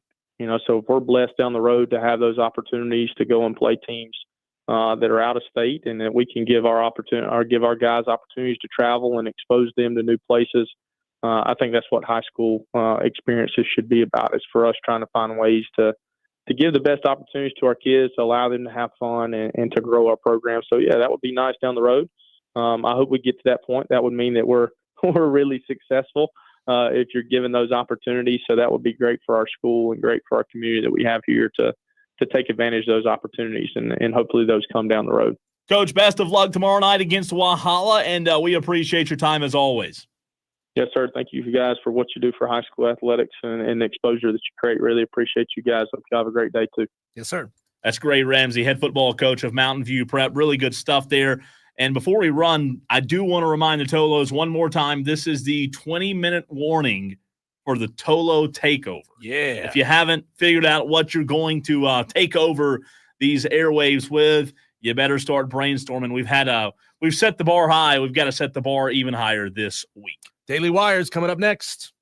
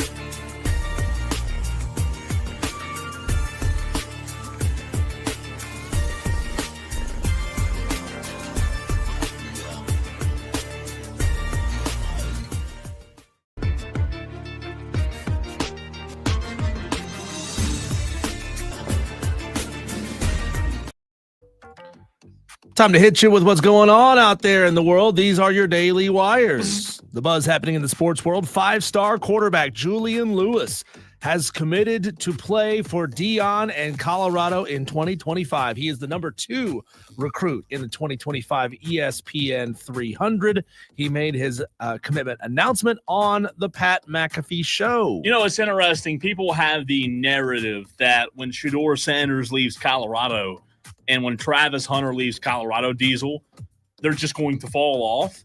But I don't think people are giving Prime enough credit for being able to recruit guys like that in the first place. Yeah. I know his son came because he's his son, but Travis Hunter also was recruited, right? This guy, very talented. As long as Deion's there, he's going to get good players. It's not like they're just going to fall off. Speaking of Travis Hunter, he announced that he, quote, will for sure be turning pro and entering the NFL draft. That'd be fun. I cannot wait to see him in the NFL. Play in 2 ways? You think they're going to let him play 2 ways? No, I don't think so. Come on. I don't think. How do you have a guy that's what he's known for and then say, yeah, but we want you to specialize? There's just so few that have done it at that high of a level. I mean, Deion. Yeah. But, man, that's tough. I just love the receiver. I think he can be a good receiver in the NFL. I really do. If only if they played him like all DB in a game and all wide receiver in a game, depending on where you thought you needed them the most. Yeah, I could do that. Instead of playing both ways every game. Out of the NBA, Maverick star Luka Doncic is expected to miss a week with a sprained right wrist. The Mavericks are 8-7, so it's not a good year. Not a good start, I should say. Not a good start. Mavericks. I think they still have to gel between the new piece in Klay Thompson, Kyrie, and Luka. I think those three still have a long ways to go in terms of chemistry. Yeah, long way to go in the season. Cole, this is a wild story. American golfer Brian Harman shared that a woman is in a coma after trying to save his son from drowning in October. The incident happened in Florida while Brian Harman was out of the country. He was in China. A family friend, Kathy Dowdy, and another man, Crane Cantrell, entered the water to rescue Harman's son from a rip current. Kathy Dowdy has been in a coma now for 6 weeks, and a GoFundMe page has raised over $80,000 for her family. That's just it's tragic for her family. It's heartbreaking, the situation that's going on. It's great news, obviously, that his son is okay. Yeah. But wow, what a situation. No doubt. The Rays are embroiled in a funding stalemate with St. Petersburg, Florida, and the Pinellas County Commission that could result in the Rays leaving and still owning the land that their proposed $1.3 billion stadium would sit on. They should leave. They got no fan support. No, it's Joe. They got no fan support. And they're playing a dump of a stadium. Building a new stadium is not suddenly going to fix fan support. Fans didn't not come because they were in a crappy stadium. They came because, well, people in Tampa got other things to do. Yeah. But here, Cole, what's crazy about this is that the Rays, there's a scenario where the Rays could not build their stadium in Tampa, sell the land that they own, and then use that to fund a new stadium somewhere else. Hey, that sounds like a good parlay. I mean, hey, sign me up. Gino Auriemma, head coach of UConn women's basketball, Cole, has now become the winningest head coach in college basketball history with his 1,219th career win. He got an 85-41 win over Fairleigh Dickinson, not mostly Dickinson, Fairleigh Dickinson, yeah. surpassing Tara Van Derveer for the most number of wins ever. 1,217. Is it? Does she do radio? Downstairs. Tara? Yeah. She does radio? Dawn Staley, by the way, in case anyone wants to know, has 612 wins to her name. So she's got a long way before we get there, Cole. Gino was asked if he thought that there's a possibility that somebody could eventually break his record. Here's what he had to say about that. It's said that records are set to be broken, but 12-17 or really whatever you finish at is probably going to be untouchable for a really long time, maybe forever. I don't know what you think about that, the possibility of someone else ever matching this. Next segment, you call back Private 5. Yeah.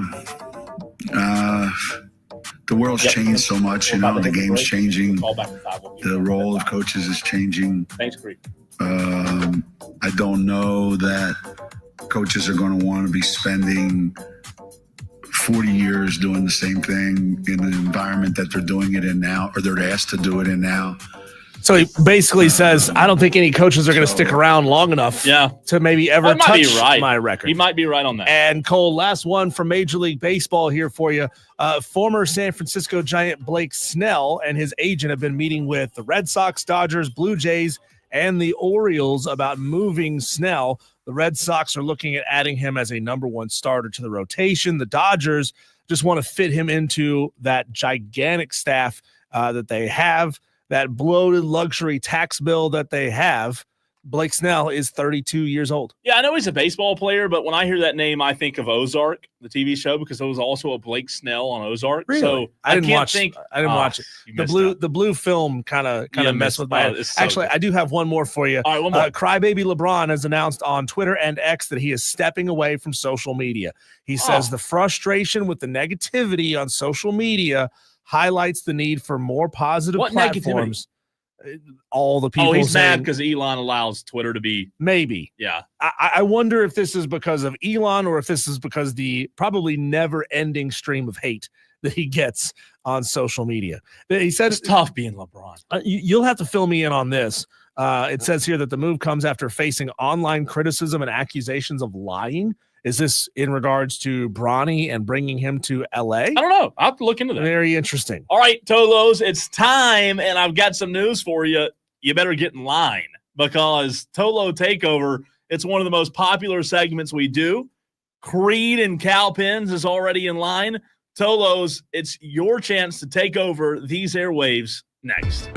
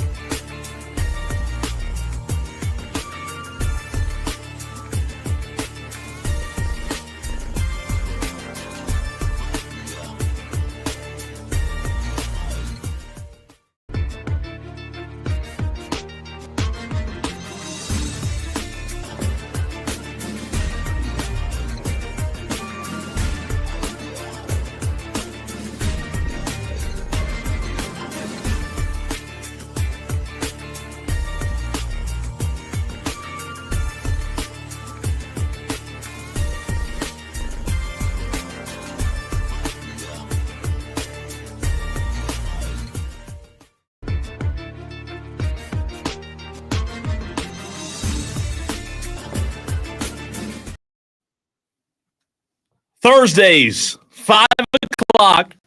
I don't know if you've looked at your watch lately or looked at your clock in your car.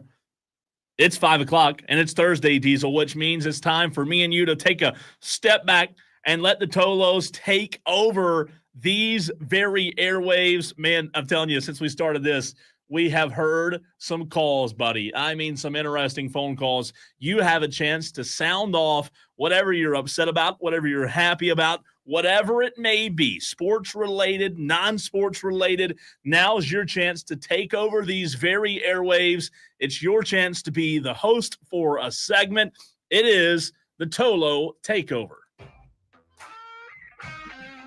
Okay. It took me 1 hour to get $14.65 worth of gas. By God, if I don't get that extra cup of sauce, I'm coming back in. I ain't waiting in line. Okay, I saw some stuff on the internet that really got me going. Y'all have got me conditioned that I got to say thank you every time I call you guys. And when it's the Tolo Takeover, I kind of want to just call and be angry for a minute, but I got to start off being all cordial and say thank you for taking You my don't call. have to.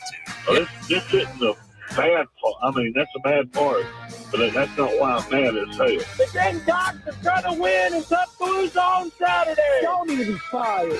The grocery stores, at least the ones nearest me, are completely out of frozen pizza, except for cauliflower pizza. Oh. So if you are at the grocery store and nobody will buy your cauliflower pizzas, maybe you should stop carrying. What really ticked me off when he speaks, not because he's the Clemson football coach, but when he speaks about an ACC game, he makes it seem like it's some big ordeal. Dabo, your schedule sucks. And I am pissed off today, okay? It took me 1 hour to get $14.65 worth of gas. All right, Tolos, 844 fan phone, 844-326-3663. That's the number.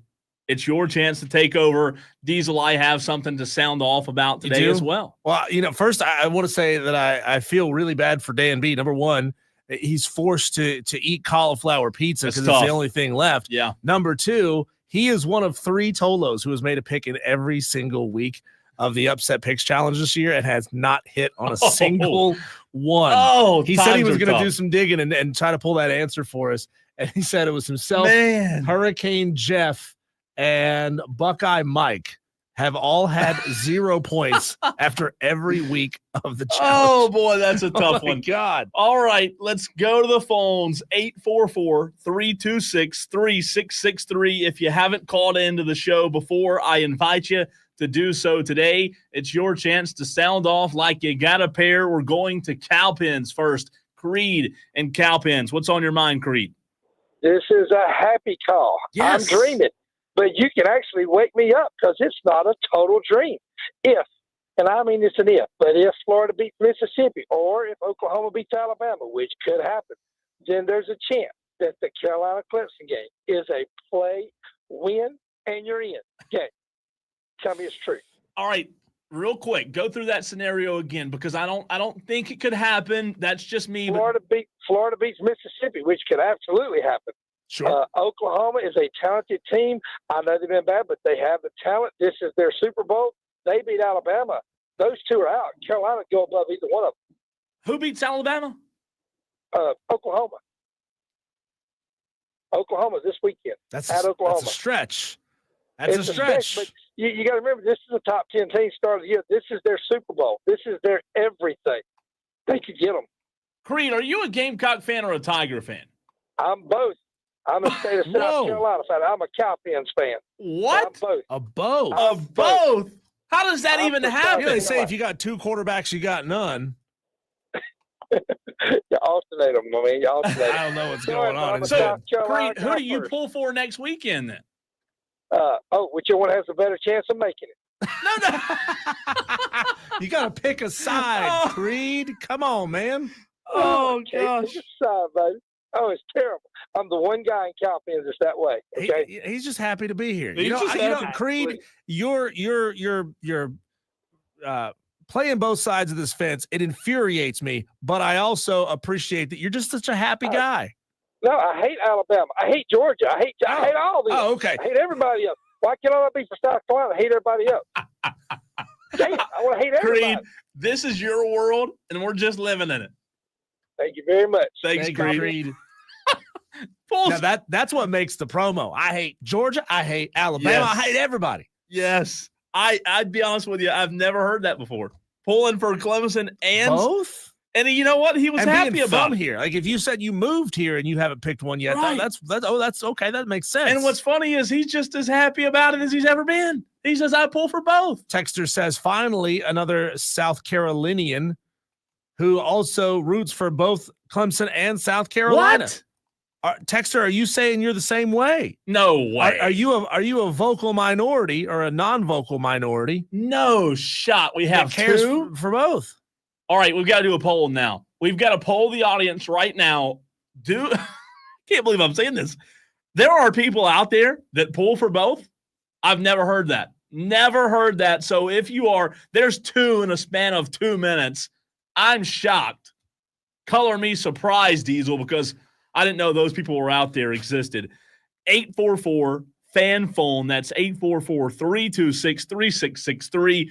I'll get to mine. I think Tom still hadn't changed the time, the clock in his car, because that one doesn't change automatically for you. Oh, we need Tom to wake up, realize it's 5 o'clock. Daylight savings hasn't hit yet in Somerville. Oh, is that so? Okay. Different time zone. Sun's still up over there. Texter says, texted yesterday, 49 from Spartanburg, and I pull for both. Oh, my gosh. Ugh. Oh. Sounds wrong. Sounds dirty, doesn't it? Yeah. How do you do that? How do you pull for both? It's like being in an open relationship, right? You're married, but you can sleep around. That's just wrong. That is weird.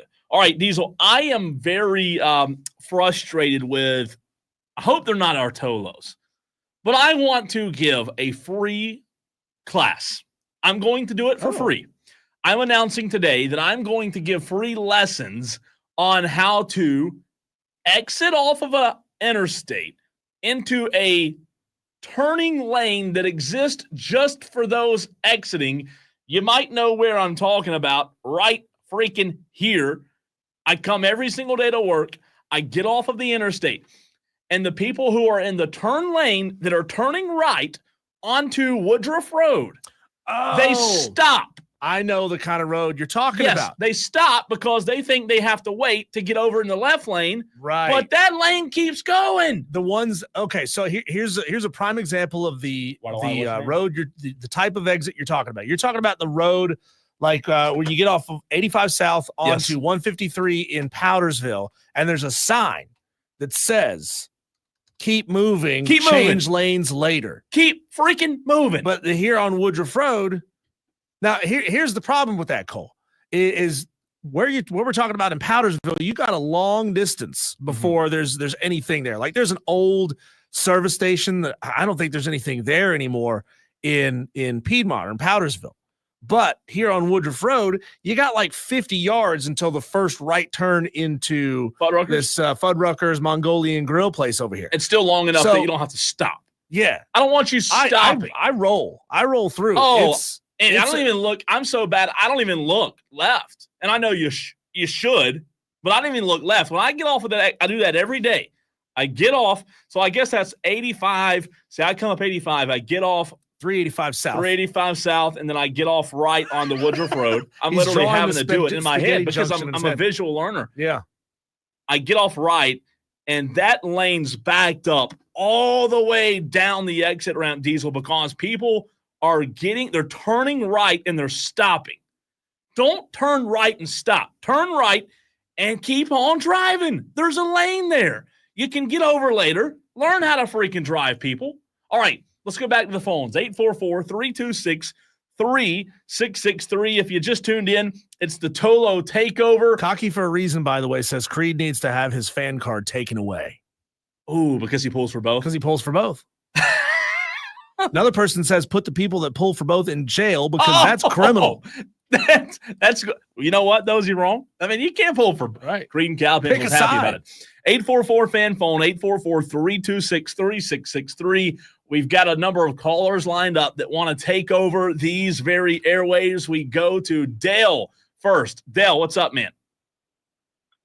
So, I was looking on the wonderful internet today to see what ticket prices would be for the two Cowboys games within the vicinity. I want to say within vicinity, I'm talking about the Thursday game against the Giants. If you were to get a ticket, it would only cost you $21 before fees. That is a Thanksgiving game that is costing you $21. Uh-huh. What the hell has happened? How much are the fees for that game, Dale? Oh, it's like $30 more bucks. So it's a $51 ticket. So what are you upset about if the tickets are so cheap? Because if I wanted to go see them in Charlotte, I've got to pay $81 before the fee. So now you're talking about a $120 ticket. Exactly. Yeah, I could book a round trip flight for less than $300 straight out of Greenville to Dallas-Fort Worth. Uber, you blasted at the game, come back, and probably not remember a thing.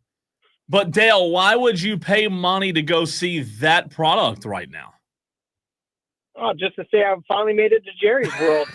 I got to get there before it finishes falling apart. I sent Cole a meme the other day of a Dallas Cowboy fan with cops holding him by both arms, and they said they were not arresting him, they were making him sit there and watch the whole rest of the game. Oh, it was tough. I needed Mixon to go off for 70. He only got me 40. It's brutal right now, Dale. Look, I applaud you for spending any money to go watch the Cowboys. So I applaud you on that. I'm not saying I would. I'm saying I could. Okay, fair enough. Thanks, Dale. Thanks, Dale. All right, we have a Tolo who's texting in right now, Cole, who says that he's sitting out here on Garlington Road, right by our radio station. So he's right out there. Yeah. And he says this intersection onto Woodruff Road is brutal. I sit here terrible. for 2 lights because people just sit in the intersection. It's awful. You know what, awful. Cole? I was Karen once, and I called and emailed the 3 different police departments that have jurisdiction over that intersection right there. Yeah. Because it's Greenville City, Greenville County, and Malden PD, because that intersection sits right there on the line between 3 different and depending on what side of the road you are on, it depends on what jurisdiction you're in. And I had to call all 3 of them and got spun around and around and around to say, hey, you got to come out here and retime these lights because these lights suck. I truly and Cole, I kept suggesting every time I bring this up, people always get mad at me. Uh-huh. And you know, we have a big problem of people running red lights, sitting in intersections, etc.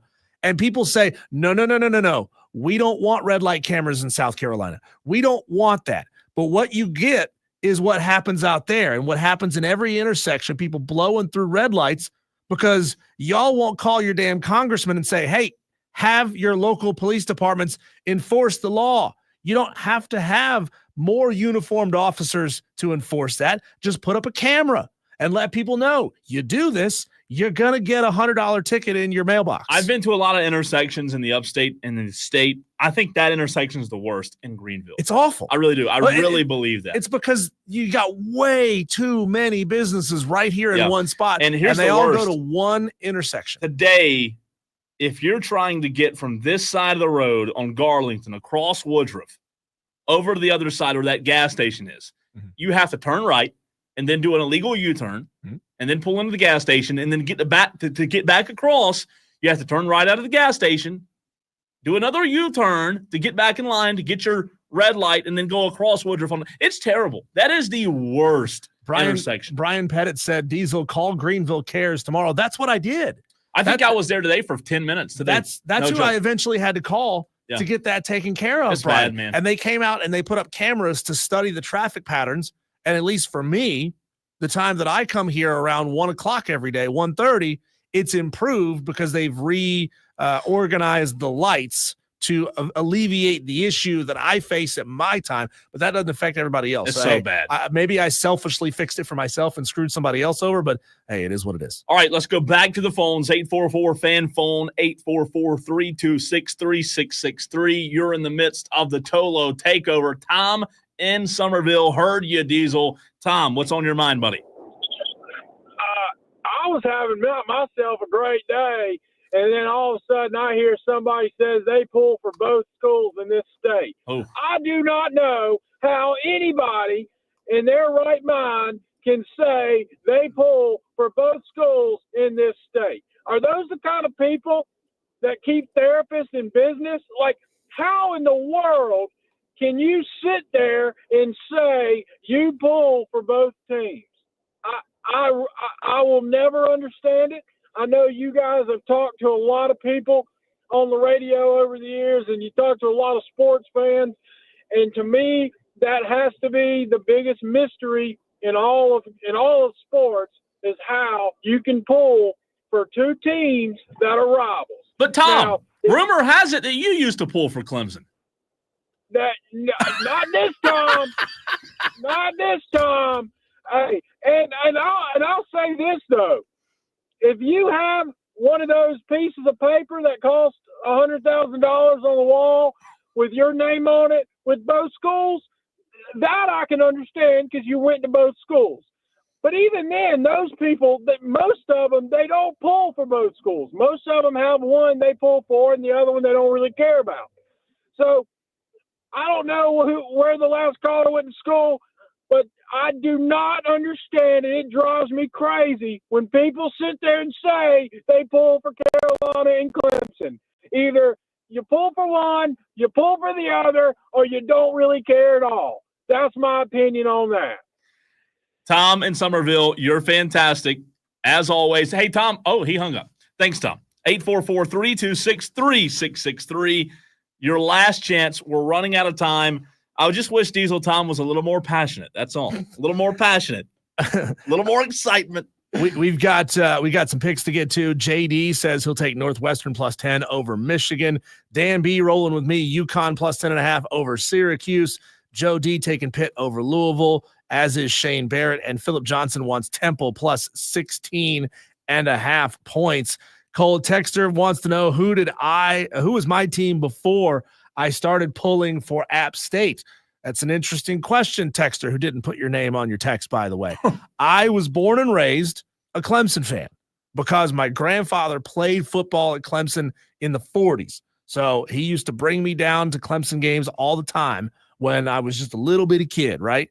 So I grew up a Clemson fan, but as soon as I enrolled at App State, I put all that behind me, and I dove headfirst into being a Mountaineer. Texter says, I drive route in Greenville, and Woodruff Road is the worst road in Greenville. I think it is. From Bobby. I really name a word. Haywood's bad. It's true. But I think, and I live in Spartanburg, so I hate having the problem is, Cole, there's no good ways to travel parallel to Woodruff Road. Now they have that parallel parkway on the far end of Woodruff Road that's up there closer to Costco, that area, but they need one on both sides of that thing, right? You got to be able to alleviate and get traffic off Woodruff Road. So the only time you have to be on Woodruff Road is when you're crossing Woodruff Road to get where it is you need to go. Hey, I'll tell you what's worse than that is if you are like me and daily, twice a day, you have to deal with Woodruff Road plus Pelham on 85 that always is stopped. It doesn't matter if there's a wreck or not. It's always stopped. And you got to deal with 85, which sucks at 7 o'clock every day. I'm telling you. And let me guess, when you get off on, what is it, Highway 9? There in Boiling Springs, it's probably awful up there too. It's great. It's like you might as well sit here at work for another hour. It's awful. Or you're going to be sitting in your car burning gas for an hour. It takes some days. It does take a long. I mean, there have been many days it's 8 o'clock, 8:30. I mean, it's bad, man. Pelham's the worst. I think Woodruff, I come to expect it, but I still to this day don't know why that strip at Pelham on 85 bogs down. I don't know if it's the traffic entering from Pelham Road or what it is. No wrecks, no cops, no dead deer, nothing.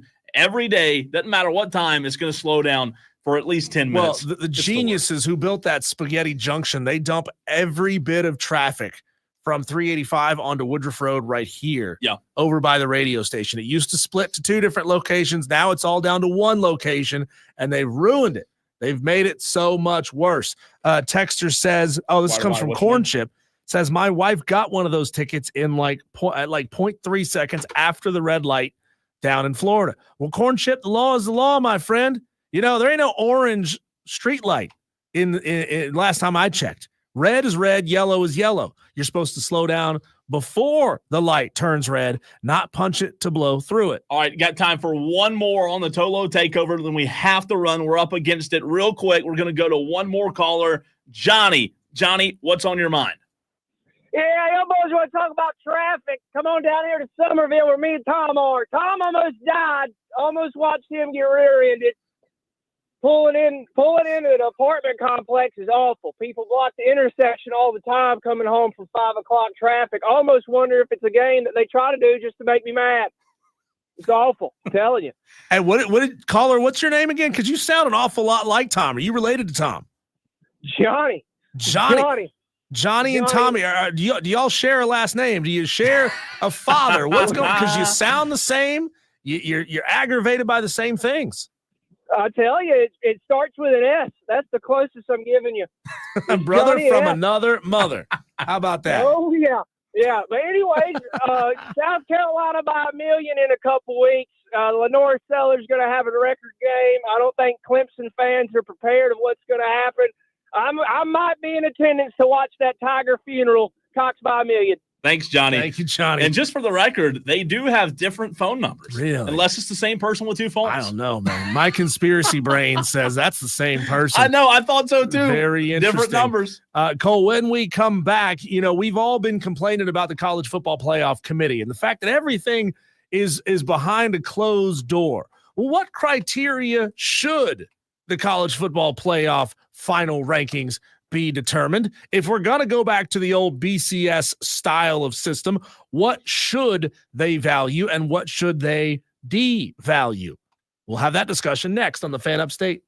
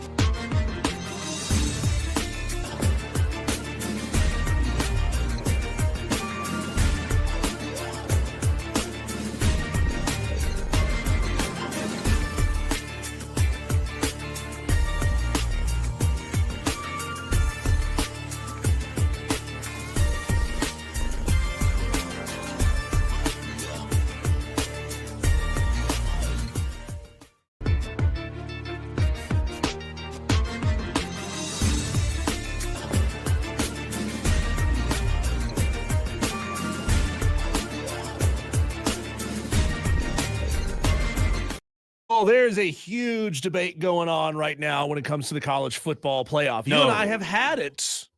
Do the G5 teams even belong in this playoff, right? Is there anything they can do short of beating the Miami Dolphins to prove that they deserve to be in here? Like that conversation is being had with Boise State. Yeah, Boise State played Oregon really close. Yeah. And game 1 of the season, but what have they done since then? They've only run roughshod over their own schedule, but it's a group of 5 schedule. It's a Mountain West schedule. It's not an SEC schedule. It's not a Big Ten schedule.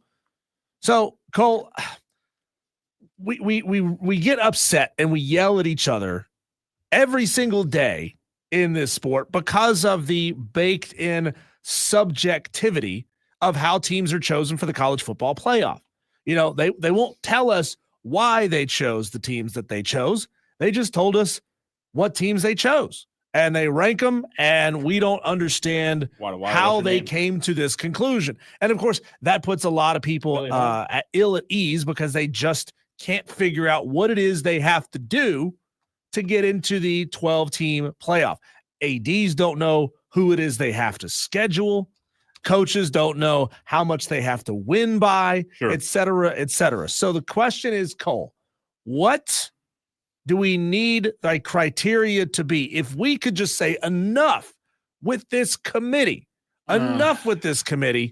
what would we want them to actually value when it comes to choosing, to plugging the numbers into an algorithm? I could hear an argument for people wanting it to go 100% formula based, like Kelly Ford, right? Mm-hmm. Kelly Ford ratings, who we have on every week, Diesel. His numbers are cold calculating. They don't care who you are. They don't discriminate, who you right? are. So they don't discriminate toward certain teams who don't have that traditional power of being a dominant program, Diesel.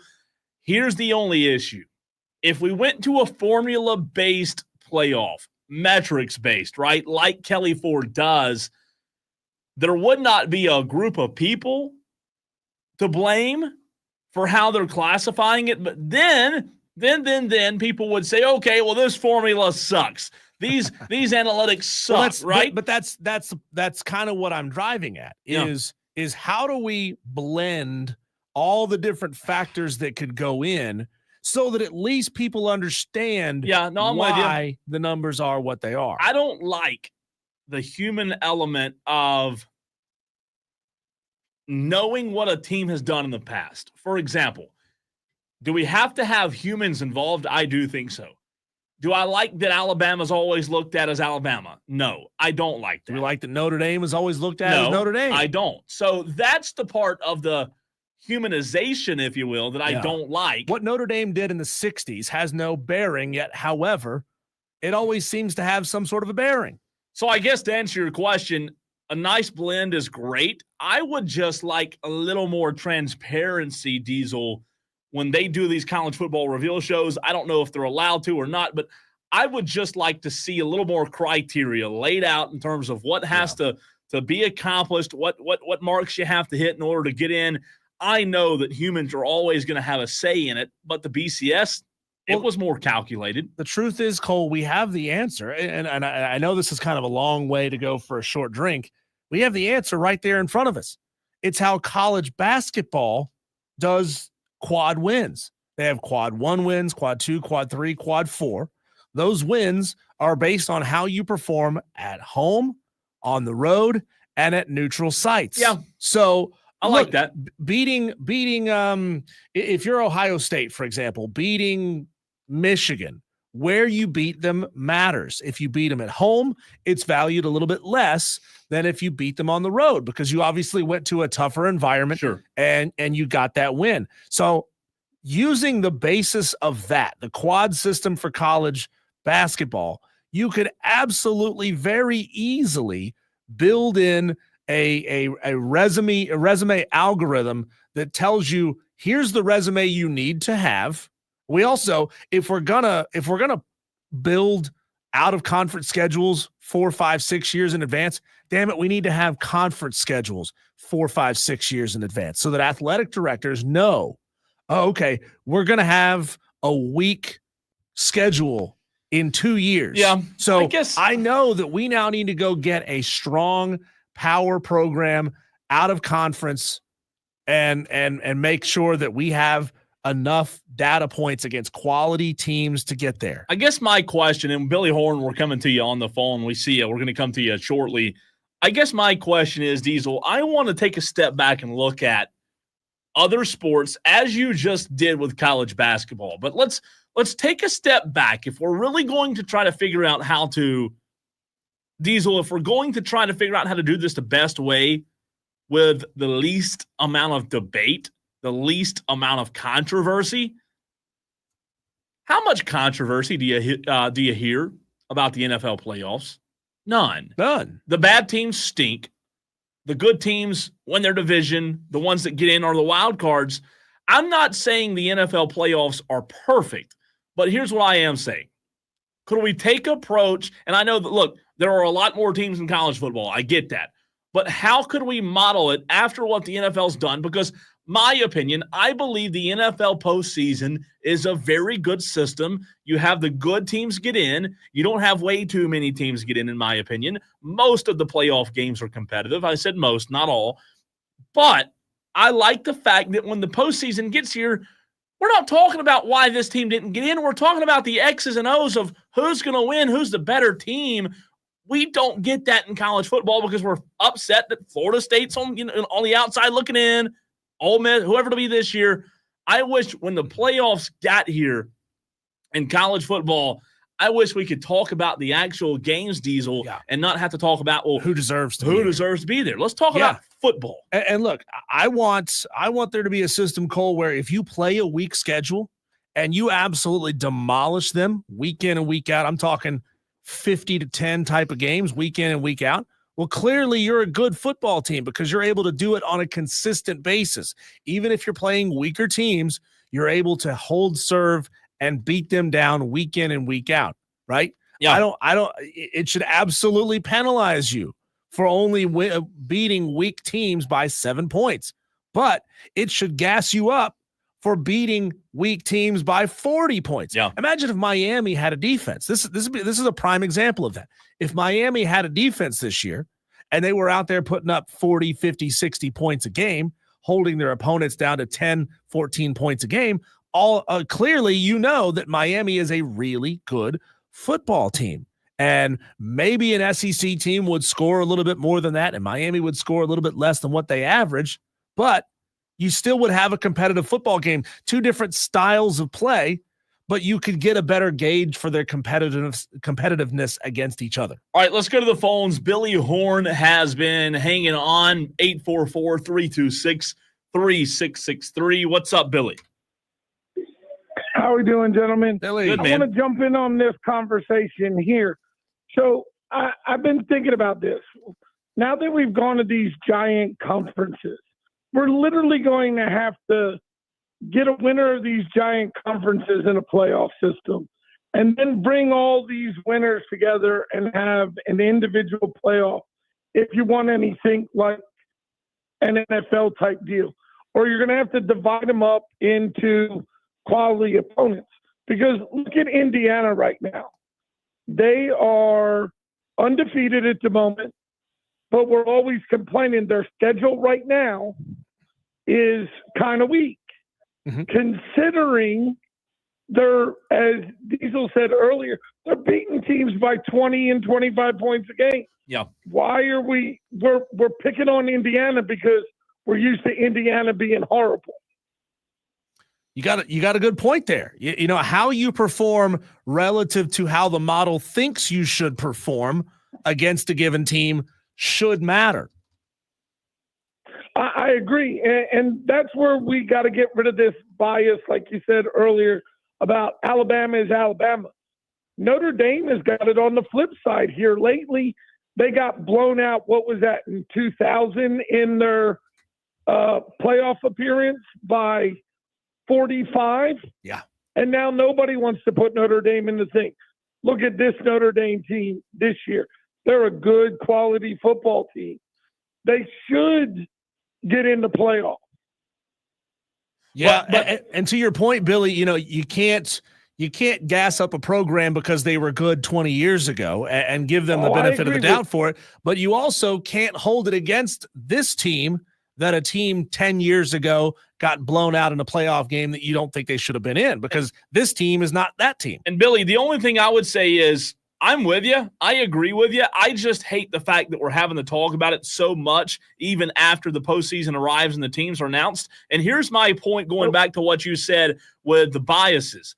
Do we talk about biases when the playoffs get here in college basketball? No. Same teams, same programs. We don't have this conversation. I know you can't allow 64 college football teams in, but that goes to prove expansion's coming. And Billy, you brought up a very good point there about these conferences getting too damn big.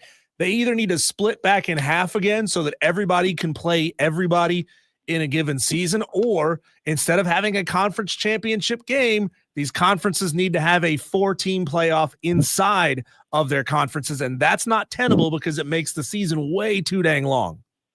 I agree, but the good thing about basketball is when we get to college basketball season, we want to root for the underdog.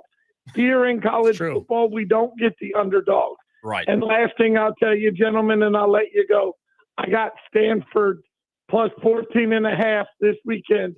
Y'all have a great one. Love it. Thanks, this was Billy. A good argument, fellas. Thank you, Appreciate Billy. you, man. Yeah, he brings up a good point there. In college basketball, the culture is to root for the underdog. Yeah. In college football, the culture is to exclude the underdog. Texter says NFL playoffs versus college playoffs are objective, parentheses NFL, versus subjective, parentheses college football, until we fix the committee issues or go to a single conference.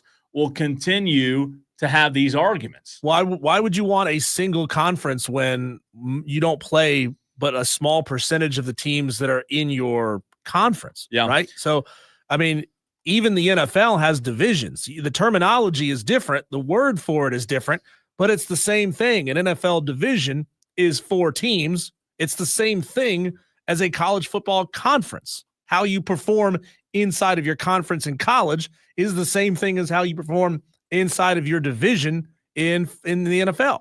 That's why I knew the day we went to a 4-team playoff, it was never going to stay 4 teams. It was always going to expand. You can't go back, and there's no going back. You'll never go back on BCS or whatever it may be. We need to eliminate conference championship games because they don't matter anymore. They only matter to make the conference money, and God, we need to expand this thing to 16. Yeah, it's coming. It's coming. Diesel, let's keep the conversation on college football, though, and look at the rankings. Oh, I'm sorry. I don't know what this idiot's talking about. I have a later segment at 6:20 that will keep it on college football. We're actually going to, as I look at the rundown, we're actually going to take it to the NFL, to one of your favorite players, one of your favorite, not Caleb Williams. We ask a question. When it comes to Aaron Rodgers, we know that somebody else has been fired. That was in our Daily Wires yesterday. And Diesel, we asked the question on the other side, is this it? Is 2024 the final chapter of us having to deal with Aaron Rodgers? That's next.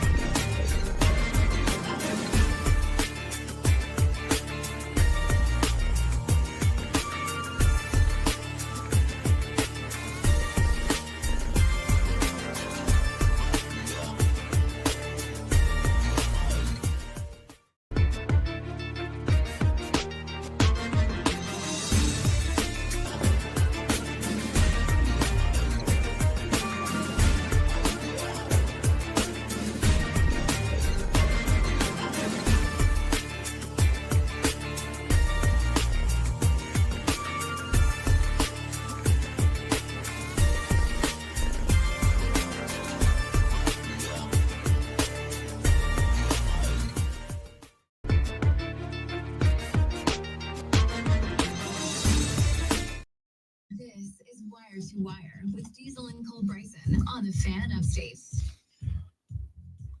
Diesel, someone that we all love to hate.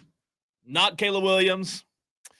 You know that we could probably make a list on a legal pad, but you and I pretty much share the same sentiment when it comes to Aaron Rodgers. And look, there's no debating what Aaron Rodgers has done in his career. And this is not to poop on the party of the career that he had, because he's a Hall of Fame quarterback. There's no denying that. I like you talking about him in the past tense. Well, he is. He was a Hall of Fame quarterback. He will be, but his Hall of Fame years are behind him. So that's the question. Now that we've learned like some spicy news that came out a couple of days ago about there being a meeting earlier this season with the Jets GM to bench Aaron Rodgers. The head coach, Robert Saleh, was fired. They go 1-5. It's not his fault.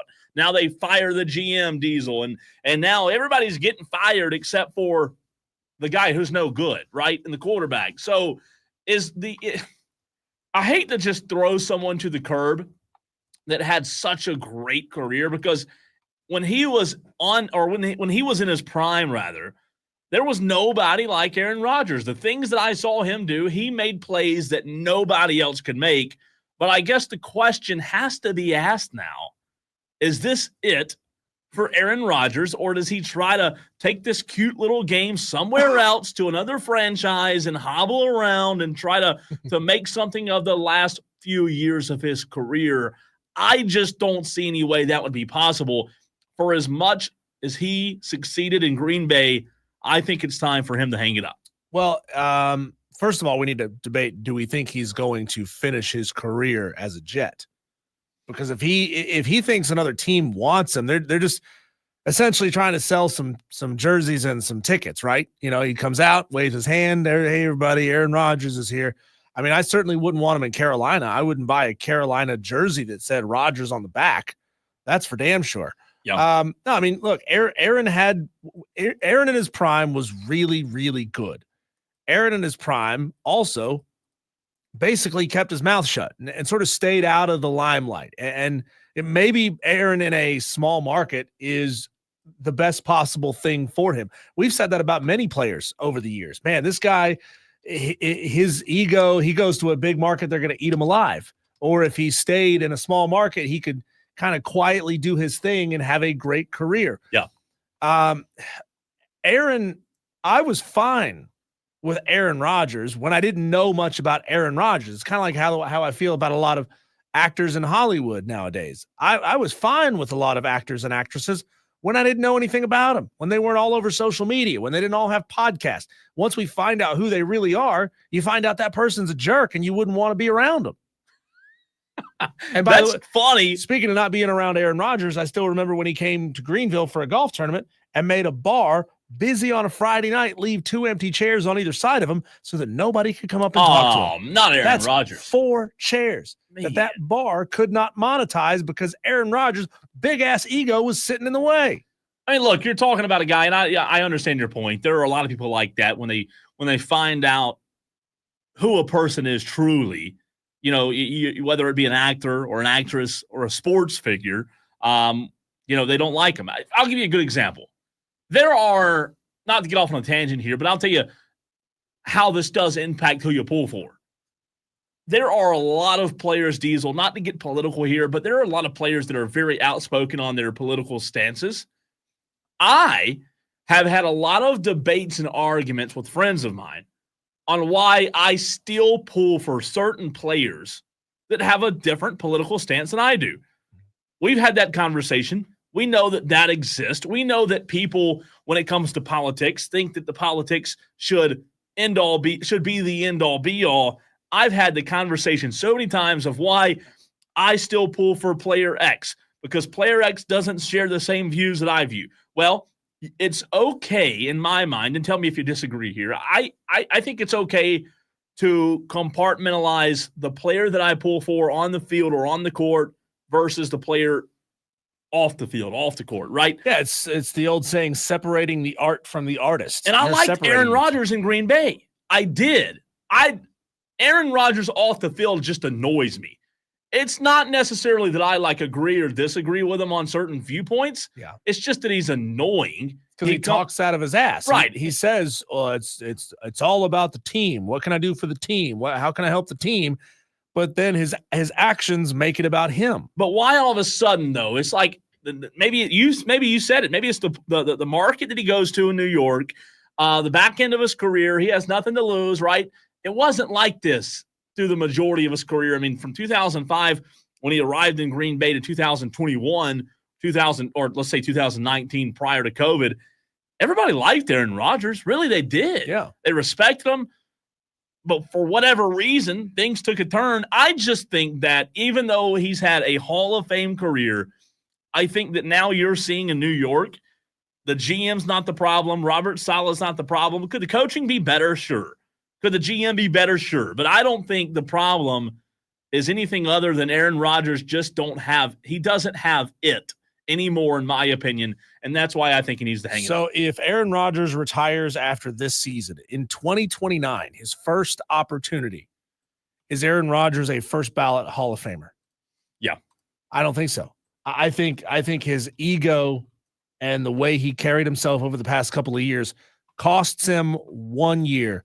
He'll get in. It won't take long. No, it won't. But I don't think it'll be the very first one. That's just my thoughts. When we come back, Cole, from the very first one, the conversation about Aaron, to the very last time, we will have Clay Hendrix, head coach of the Furman Paladins, on with us this season. They're coming off a big win against ETSU last week. They got a tough opponent this week. We'll talk about that. Furman Paladin football with Coach Hendrix next.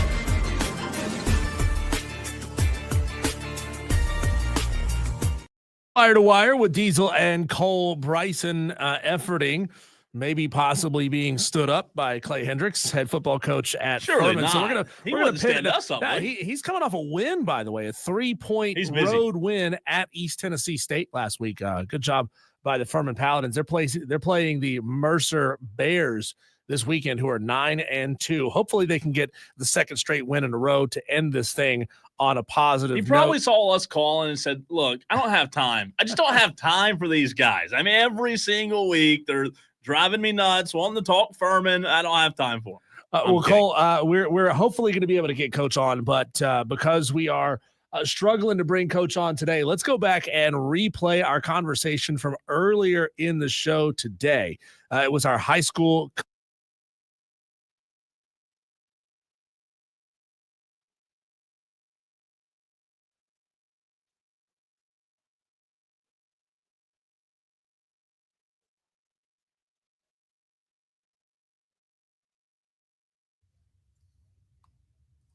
Every Thursday, right here on Wire to Wire, we do our high school coaches spotlight, where we go around the upstate: Spartanburg, Greenville, Anderson, Easley, Liberty. You name it. We go there and bring on a different high school coach. It's the high school coaches spotlight. And this week, we are keeping it local once again as we bring on Gray Ramsey, the head football coach of MVP, Mountain View Prep. Coach, how are you, man? Good. I'm doing well. How are you guys? Doing fantastic. Appreciate you hopping on with us. Talk about, I just want to you to catch your breath for a second, Coach, and step back, take a look back at the first inaugural season, if you will, of MVP football, and just take a breath and look back on what has been a very historic season for you guys at Mountain View Prep. Have you had a chance to do that yet, or are you just focused on the next game? Yeah, I think it's been at times it feels like a whirlwind. You know, you're kind of in the midst of this playoff run, so you know you always have a chance to. I think we pause and reflect every week to try to figure out what we need to do a better job of as we're continuing on in our season. I think, but from an overall perspective, I don't know necessarily if it's hit me enough yet to look back at some of the things that we've been able to accomplish. It's just been so fast. You know, we got our limited time. We obviously got together towards the end of the summer, and you know, we got a brief fall period together, fall camp, and then we've hit the ground running. So I've just been really proud of our staff and really proud of our guys and our players for all the hard work they put in. I don't necessarily know if we thought we would have this type of success this early, but it's been a great ride for us so far, and it's been fun to see the adjustments and the growth from everybody that's been involved in this process. You know, just starting a school in general has been really tough, and a lot of challenges that have been put forth, but we've done a good job, and we continue to have some success on Friday nights, and just really grateful for the opportunity that we have here.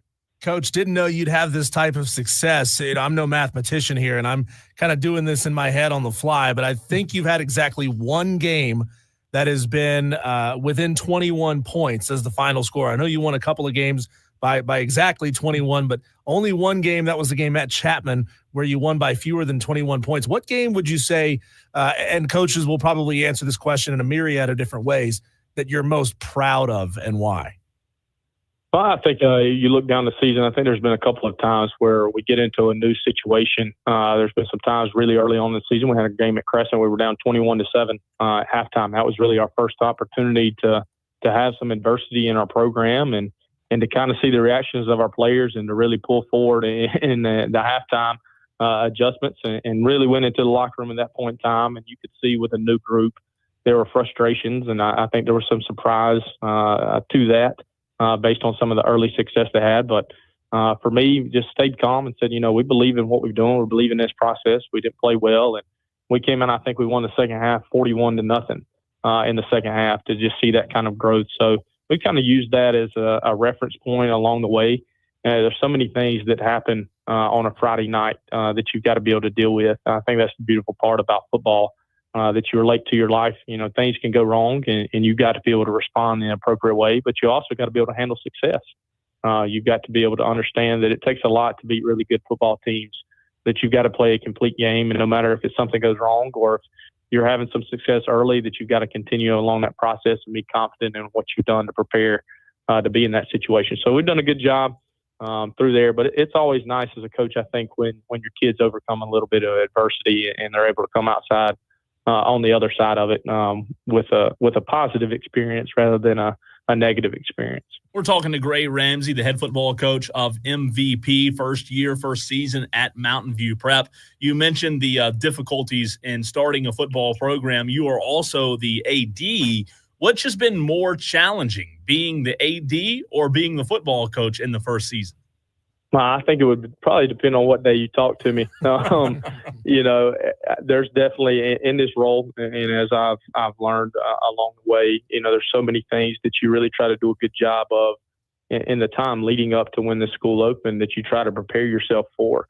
You try to put protocols into place. You try to make sure that your organization on both sides, either through the athletic department or through our football team, that you're really detailed and dialed into what you want to do. But still to this day, in November, the middle of November, something happens on a daily basis here that you just didn't think about, or that you've got to make an adjustment and fly along. So I think both roles have been equally challenging at times. I've really enjoyed both. I'm a sports fan, but it's been fun for me to see the success that we've had in some of our other fall sports teams and be around and be an advocate for them and to also, have that relational part with the other head coaches. And then from a football coach standpoint, and being a head coach in this role, I think that goes without saying how difficult it is to start in a program in general, even if you were taking over at a school and trying to build and bring in your own ideas. You couple that with us having a brand new school and the things that we're doing, limited space, limited resources, limited staff. We're a really small school. We're playing in the 3A classification, but our enrollment's around 450 students. So every day that we come here, it's a challenge, but it's been fun. I think that's what makes every day exciting. It brings a challenge to me in this office to try to find a way to best put our kids in a position to be successful. Coach, can you elaborate on, you were talking about the other fall sports that have had success. Can you go a little deeper on that and tell us how each of these sports is doing?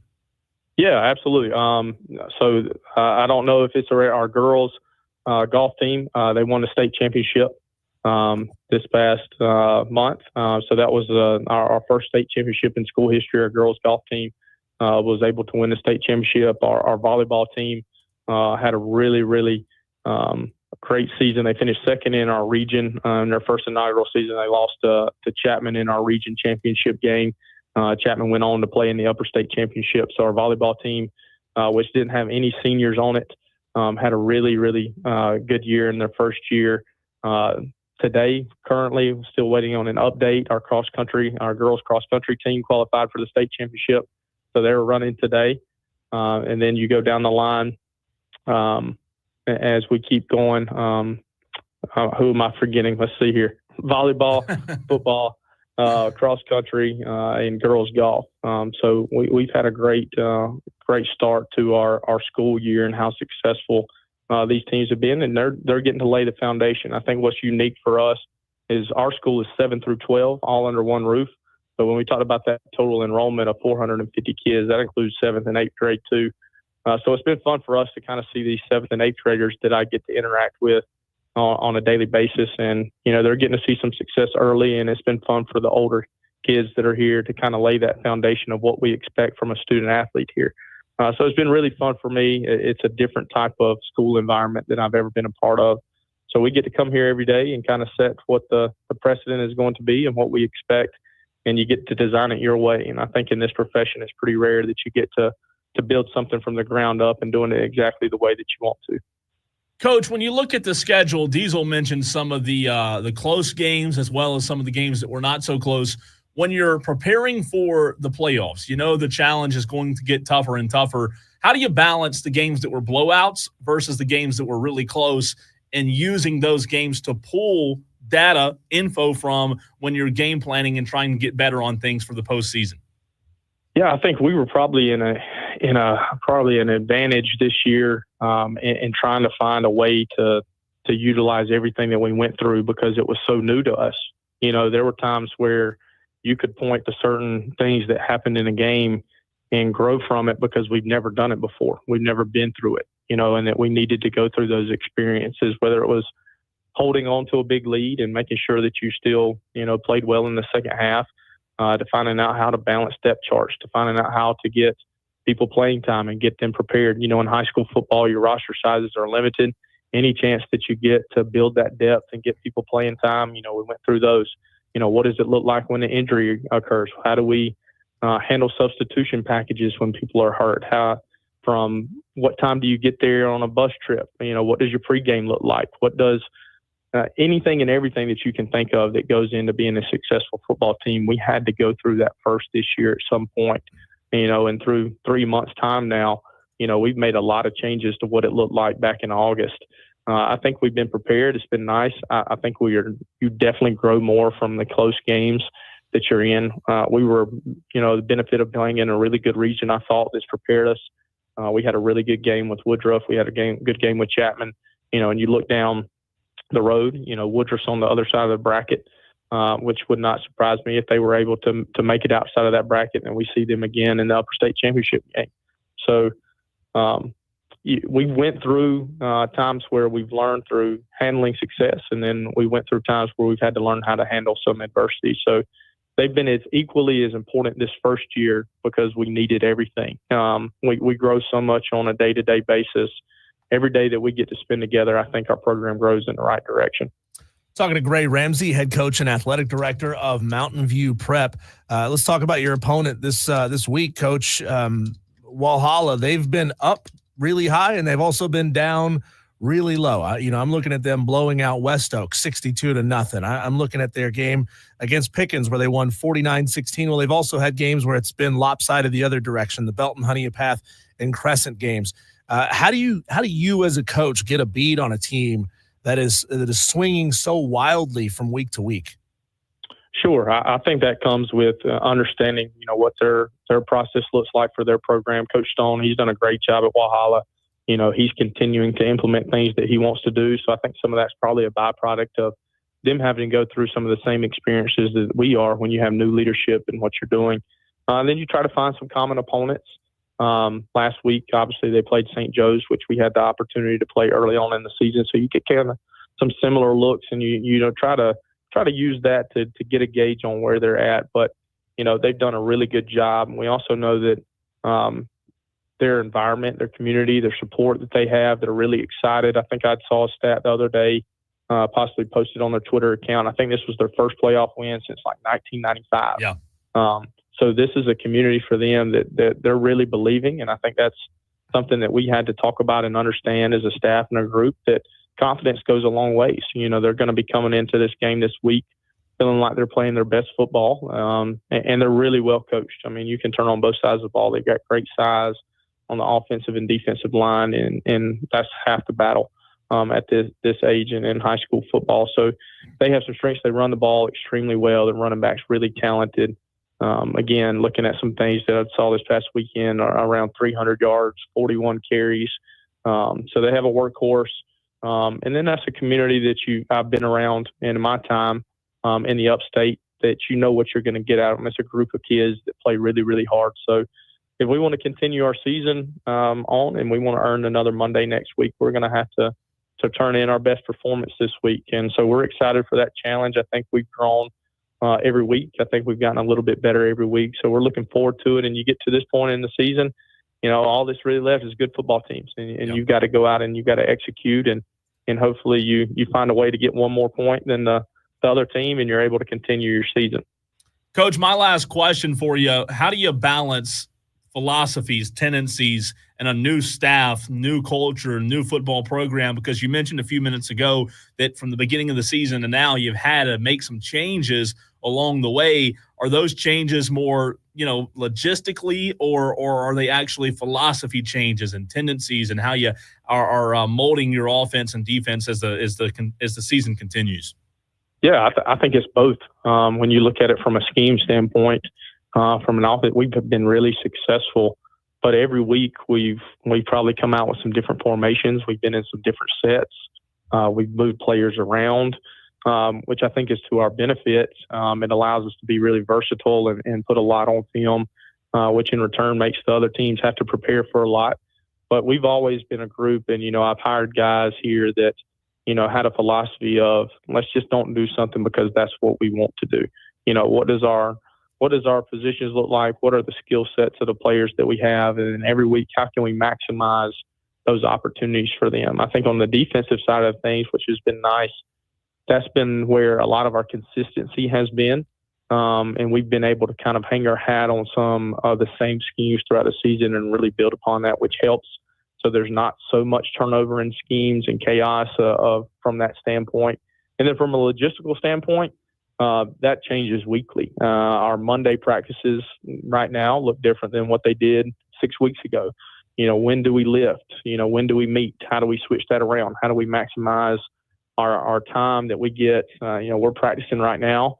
We don't have lights at our practice field where we're at. So, we have to get out as soon as we can. So we move meetings and lifts kind of to the end. And, that's just a simple example of what we've had to do to kind of adjust. But there's so much that goes into that from the relationship with our staff between us and the relationship that we have with our players, just trying to find that perfect balance of what do they need and how can we as a staff put them in the best chance to succeed. So, we haven't been scared to make changes. And that's been fun for me to not be stuck in that mold of, hey, well, let's just do this because that's what we want to do. Hey, it's not working, then it's ultimately on me to try to find a solution that's better. Talking to Coach Gray Ramsey, head coach and athletic director of Mountain View Prep. My last question for you, and maybe this is a question you can't answer for a couple of more weeks at least. What kind of opportunities are you seeking out in the future for those big-time out-of-state matches? I know that Burns up there in Spartanburg County has been a part of a lot of those great matchups where they'll travel to other states to play big teams from other states as well. Is that something you want for Mountain View Prep in the future? Yeah, absolutely. I think, when I took this job, I think that, the opportunities here are endless. I hope as we grow and our enrollment grows, and if we're able to continue along that path of being successful, that we would love to play in those games. I've been very fortunate in my time in the past few years in Spartanburg to kind of play some of those out-of-state games. And it's a really great experience for our kids. And then I think they grow from playing great competition. So if we're blessed down the road to have those opportunities to go and play teams that are out of state, and that we can give our guys opportunities to travel and expose them to new places, I think that's what high school experiences should be about, is for us trying to find ways to give the best opportunities to our kids, to allow them to have fun and to grow our program. So, yeah, that would be nice down the road. I hope we get to that point. That would mean that we're really successful if you're given those opportunities. So that would be great for our school and great for our community that we have here to take advantage of those opportunities, and hopefully those come down the road. Coach, best of luck tomorrow night against Walhalla, and we appreciate your time as always. Yes, sir. Thank you guys for what you do for high school athletics and the exposure that you create. Really appreciate you guys. Hope you have a great day too.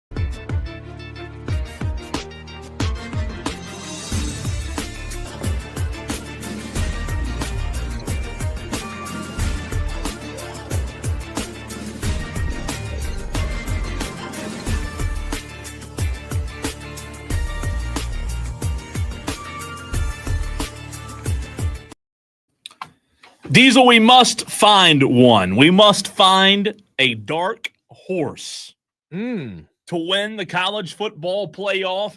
And by doing that, we have to obviously define what a dark horse is, right? We have to define what that means in order for us to find an actual dark horse that could win the college football national championship. You know, in college basketball, we talked about it earlier, we're always rooting for the underdog, and we're going to try to find a team that maybe could slip up and win the whole freaking thing. Welcome into Wire to Wire. He's Diesel. I'm Cole Bryson, and this is the Fan Upstate. So many ways for you to get in touch with the show. You can text us 71307. Phone lines are also open, 844-3263-663. Diesel, obviously, dark horse could not be a Oregon, could not be an Ohio State, right? As we look at the college football playoff rankings, not a Texas. But after you get past the first obvious three, I don't know that you can necessarily consider Alabama a dark horse, right? They're still Alabama. But if you have to look at the other 5 to 6 teams who are in contention, I'll let you have the floor here first on which teams you might think could sneak up and win the whole freaking thing. Well, that's a good question. Dark horses. So to be a dark horse, you have to have a good offense and a good defense, but probably not be elite at either one. Obviously, you'll need a fair amount of luck and things the ball to bounce your way a couple of times. Cole, I think a good example of this, and I promise you, I'm not doing it to gas up one of our listeners. I think a good dark horse candidate could be the Miami Hurricanes. And the way that Miami has played bad defense all year long. But guess what? It's only bit them once. Okay. It's only bit them once. They've got Cam Ward. And if you've got Cam Ward on your team, you can score with just about anyone, right? So I think Miami is a good example. I mean, they are pretty far back. I mean, I'm not calling, a 40% chance or anything like that. They'd definitely be a dark horse. But I mean, compared to – look at the points they've put up. They put up 41 points on Florida, a team that's now surging. They put up 38 points on Virginia Tech, 39 on Cal, 52 on Louisville, a team that most people think is pretty good. They put up 53 points on Duke, who is pretty decent. Duke's 6-3 this year, by the way. Yeah. They they can put up points on decent defenses. And Cam Ward has more passing yards than anybody else in the country. Right. The problem is that they rarely hold any opponents with a pulse to less than about 30 points. So they're going to have to get into a track meet and outscore everyone. That's why I have them as a dark horse, though. I like that, actually. I do like the fact that when it's all said and done, Diesel, you do have to have a game changer at quarterback most times. You have to have someone who can be a difference maker. Let me put it that way at quarterback. And Cam Ward can be that guy. I don't hate your selection of Miami. I do believe that Miami has the offensive firepower to give a lot of teams a little bit of a challenge defensively. I like that. I like that pick, if you will, with Miami. I do also look at maybe Diesel, and I know they haven't been perfect, but maybe SMU also out of the ACC. as a dark horse. They're 9-1 on the season. And when I say as a dark horse, I want to clarify, I mean to win it all, right? SMU is not favored to win it all. SMU has beaten Nevada, HCU, BYU, TCU, Florida State. Up to that point, they hadn't beaten anybody. They did beat Louisville. They beat Stanford, beat Duke, beat Pitt, beat Boston College. And I apologize. I said it incorrectly. They lost to BYU by 3, 18-15 back in early September. SMU with Rhett Lashley, if they make a run to Charlotte, somehow, some way, win these next two against Virginia and Cal, which I think they will, Diesel, get into Charlotte. I want to go back to the Miami point. SMU, in order to be a dark horse, would have to beat Miami. If they could beat Miami, I think they have the defense to compete in the playoff and make a run. So I would like SMU's chances to maybe possibly somehow, some way make a run if they were to beat Miami and Charlotte. Cole, I noticed this today, and it hurt my brain to think about this. Have you considered the fact that Oregon, Texas, SMU, and Army are all in prime positions to win their respective conferences in their very first years in those conferences? And that'd be wild. BYU is only in their second season in the Big 12 and seems poised to win their conference, the Big 12. Like, chaos is out there. Yeah. Chaos is reigning supreme this year. I love it. I love it when somebody comes in at just the right time and is hitting on just the right cylinders and is able to take something over and make all these comfortable, good old boys in their individual conferences a little nervous. Diesel, you telling me the folks down in Tuscaloosa aren't nervous that Texas is trending right now? People thought Texas was going to have the kind of season that Oklahoma is having, and then Oklahoma season was going to be worse. Do you want to guess, according to FanDuel.com, FanDuel Sportsbook, who the number one favorite to win the national championship today is? I'm going to guess it's Oregon, despite the slip up at Wisconsin where they didn't look great. According to the FanDuel Sportsbook, don't tell me it's Ohio State. Plus 320, Ohio State is favored. To win the national championship. They got a $21 million roster, so they do have a very expensive roster. They should be in contention, right? Oregon's right behind them at second at plus 440. I love these. I love these odds. Third, Georgia, plus 480. Makes sense. Plus 480 though, Diesel. If that's a good bet. Like, you're gonna get a really good return there. Texas would be fourth at plus 550. Alabama fifth at plus 800. Ole Miss sixth. Penn State has the seventh best odds to win the national championship. I asked the question about a dark horse. Could Penn State be a dark horse in your mind to win it all? I think I don't think they have the offense to hang with everybody. I think they've got a pretty good defense. Yeah, it's fair. But offensively, they don't jump off the page at me and make you say, "Oh my God, what they're doing is incredible." But it would be the dark horse, right? Because now they're seventh in terms of actual favorites to win the college football championship. This is fascinating. After Penn State, Notre Dame is plus 2,000 at 8th. Indiana is 9th, plus 2,500. Miami is 10th, the 10th favorite to win the national championship. Tennessee, Colorado, SMU, down the list at plus 6,000, you find the Clemson Tigers. Oh. So your pick of Miami being a dark horse, plus 4,000, mine of SMU's plus 5,000. Plus 6,000 means you bet $100, you win $6,000 on Clemson. I'm going to put it in. So I'm looking at FanDuel. I'm going to put it into not my sportsbook, another sportsbook. It's illegal in South Carolina. I'm going to put it into another sportsbook to see exactly what you would win. But that's fascinating. Okay, here's the national championship. Okay, here we go. Which one? Let's find. All right, Clemson's plus, according to this sports book, a different sports book from Vegas. That's out of state. Out of state, Sure. yeah, that I've never seen before. It popped up. It was an ad. Clemson plus 5,580. So Clemson plus 5,580, Diesel. If you put $100 on Clemson to win the national championship, it would return $5,580. Interesting. So a very little risk for a heavy return. 55.8 to 1 odds. That's correct. And who else was, let's see, Texas, according to this book in Vegas, is plus 502. So, oh boy. Okay, Ohio State's plus 306, which is the favorite according to this book as well.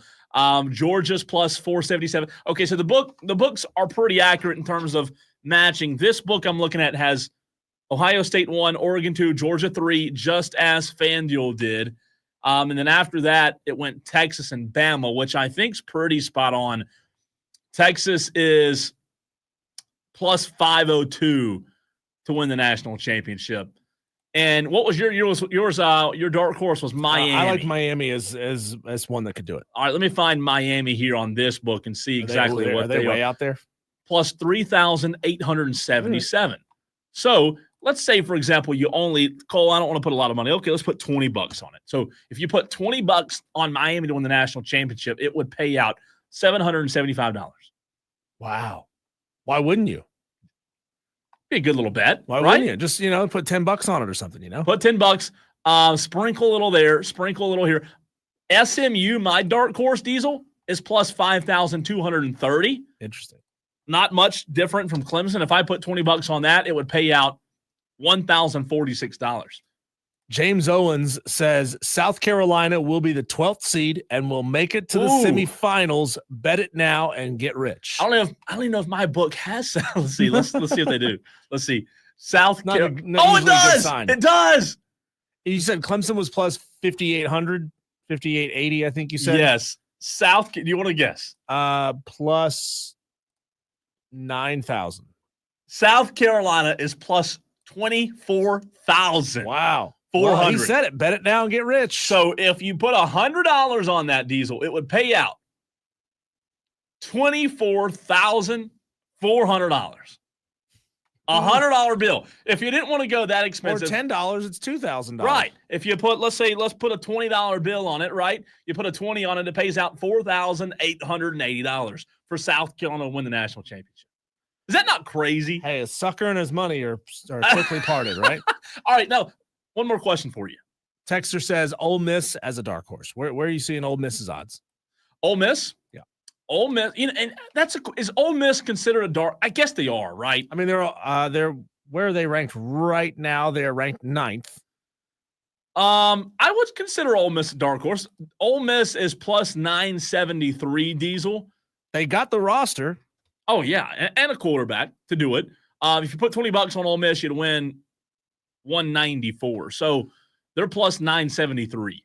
I don't know, man. I guess I'm okay having Ole Miss on there. I asked you the dark horse question, though. If I gave you a $20 bill, or let's up it one more. If I gave you a $100 bill, and I said, Diesel, make the safest bet on national championship winner, $100. It's not your money. I gave it to you, but it has a good return. If you get it right, your $100 bill would go on who? I can only put it on one team. I can't split it up. One team. I'm putting my $100 on. I'm probably putting my $100 on Texas. Ooh. Probably putting my $100 on Texas. I don't hate it. I don't hate that. Texas is plus 502. So if you did that, if you were confident in the Longhorns, you put $100, you win 502, right? Yeah. I think that's $10 safe. $50. Yeah, I think that's a safe bet. I would put my $100. I'd still go on Ohio State. I'd still put it on Ohio State. I think Ohio State, Diesel, if they get a revenge game with Oregon, I think they'll get them. I think they'll get them this time around. Or is Dan Lanning just sitting there like Mr. Burns? Well, maybe he plotting is. Ways to bend the rules. Maybe he is because he's that good, right? Very interesting. By the way, we had a Tolo who messaged in earlier, about 20 minutes ago, and just said Indiana minus 12. Texter, Tolo, we need your name, okay? Need your name, dog. You've given us the game, well, half the game, and the spread. We need your name so that we can attribute it to you. So this is my last plea of the show. You got about 20 minutes left to text in your name, your game, and the spread for the Week 13 Wire-to-Wire Upset Picks Challenge brought to you by Ingles. When we come back, Cole, searching around what's trending out there on the internets, here's a post that's going to make you mad, but hey, maybe it won't, maybe it will. Chiefs appear to have overtaken the Cowboys as America's team. All right, we'll see you tomorrow for another edition of Wire to Wire. Right. So, no, who would be your nominees for America's team? That's next on the Fan Upstate.